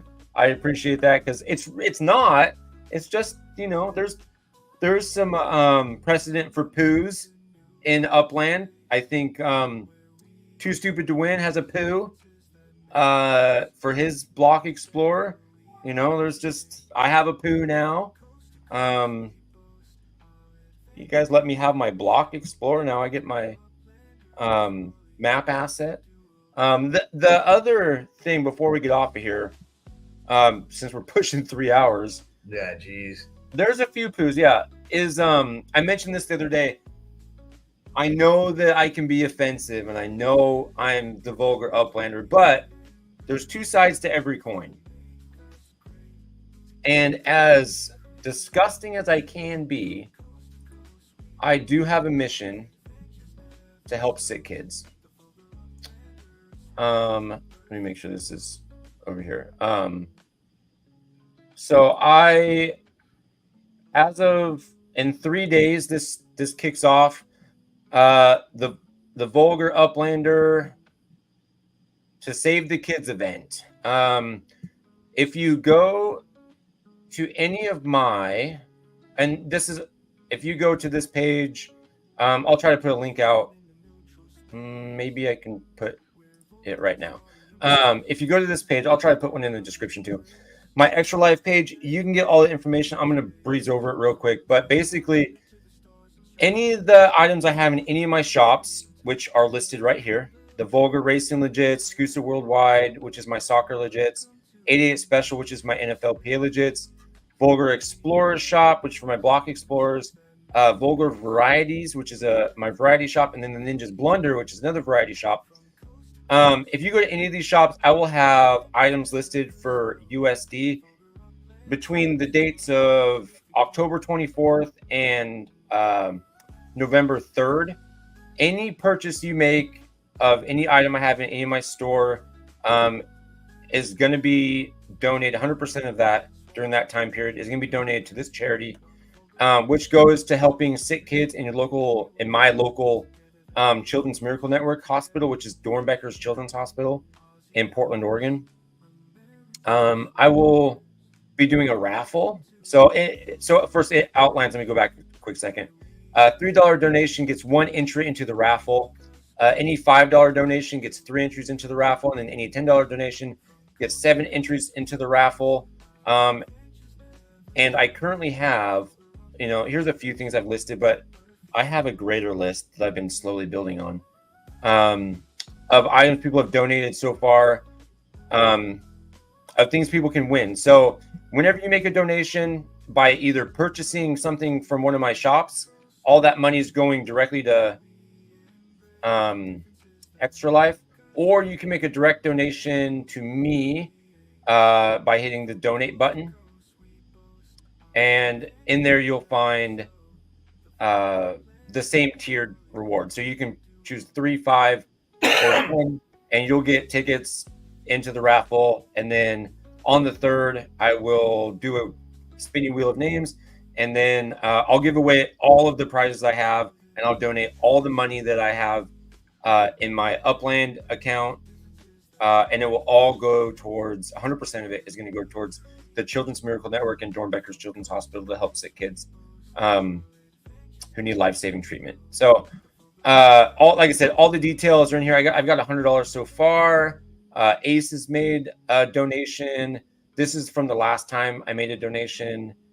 Some other folks have made, but some donations. All of the information is in here on this page. If you want to also join the team, the Vulgar Uplander team, you can hit join on my team, and then you can raise money for a hospital in your neighborhood as well. And then that will all go towards the goal of the team. And it's just a way to help sick kids in need. And for me specifically, to a local children's hospital pretty close to me, I've been raising money for. I've done this fundraiser, Extra Life, for 8 years, and I've raised over $40,000 for Dornbecker's Children's Hospital. And I thought, what better way to do that than to continue that with Upland, because it is a video game thing. Like if you look on here, this is a stream from my one of my recent videos. I'll post this video we'll replace this one here soon. And then probably on the 2nd into the 3rd is the game day. Somewhere it will show that. And I'll probably stream, if not for 24 hours. Yeah, game day is November 2nd. I might stream for 24 hours. I used to do that every year. I've fallen off for the last couple of years, but I might jump back in it and just do 24 hours of Upland and video games or whatever, and then just raffle stuff off throughout the night and try to push for more donations. So anyway, Upland's really awesome. And I felt like it was right up the alley of Upland, being Upland is a video game. And yeah, this is how I want to give back. So, like I said, two sides to every coin. I am rightfully so, maybe a vulgar piece of shit at times, but deep down, I really just want to give back to kids. I want to help sick kids, and I want to do something greater than myself and give back to the community in whatever way I can. And I know that Upland's given a lot to me, so I want to give back as much as I can from my end to not just Upland and the community members of Upland, but outside of that, use this platform to help people outside of it. So that's that. It's awesome, man. Yeah. So anyway, I did want to touch on that before we sign off here. Probably pretty soon, because my throat is starting to get scratchy. It's been 3 hours. I gotta wake up in the morning and go to work hella early. So yeah. Well, been a pleasure, man. I myself am about ready to go hit the hay myself. It's what, 11 o'clock? That's 11:30. Yeah. 11:30. I told my wife I wasn't going to be down here this long, but here I am. Yeah. My wife, she was already hinting that I was on long earlier. Whatever. It was fun. Yeah, man. I want to thank you for jumping on and hanging out and just hanging out with me. I gotta fill this slot with somebody every week, so you're welcome anytime. Yeah, definitely, man. I mean, I'm sure Swirly will be back sometime down the road, but happy to help out anytime you need. Absolutely. All right, man. I'll be in touch with you here real soon. Cool. So yeah, until then, fuck Hyde Park. Let's go Granada Hills. Hyde Park, if you want some, come and get it. And until then, I look forward to seeing what other BS shenanigans you come up with on Thursday. Watch out for the Ninja Slayer. It's coming for you. X1, thanks for joining and hanging out. Good to see you. Good questions. Thanks for letting us share some opinions. So, all right, guys. Thanks, Vape. Thanks, Picasso. You're still a freaking traitor. And you're lucky I didn't ban you this time. Granada Hills for life. You heard it here first from X1. Staking his claim for Granada Hills. So that's another point for Granada Hills. And down with the ninjas. All right, guys, we got to go. Peace out. I'll see you guys. We'll probably soon, but if not, I'll see you next Monday on the next episode of the Neutral Zone, guys. I'll see you later. Happy. It was a pleasure, sir. You too, Elslack. Have a good one, brother. Right. Later, guys. Peace. Peace.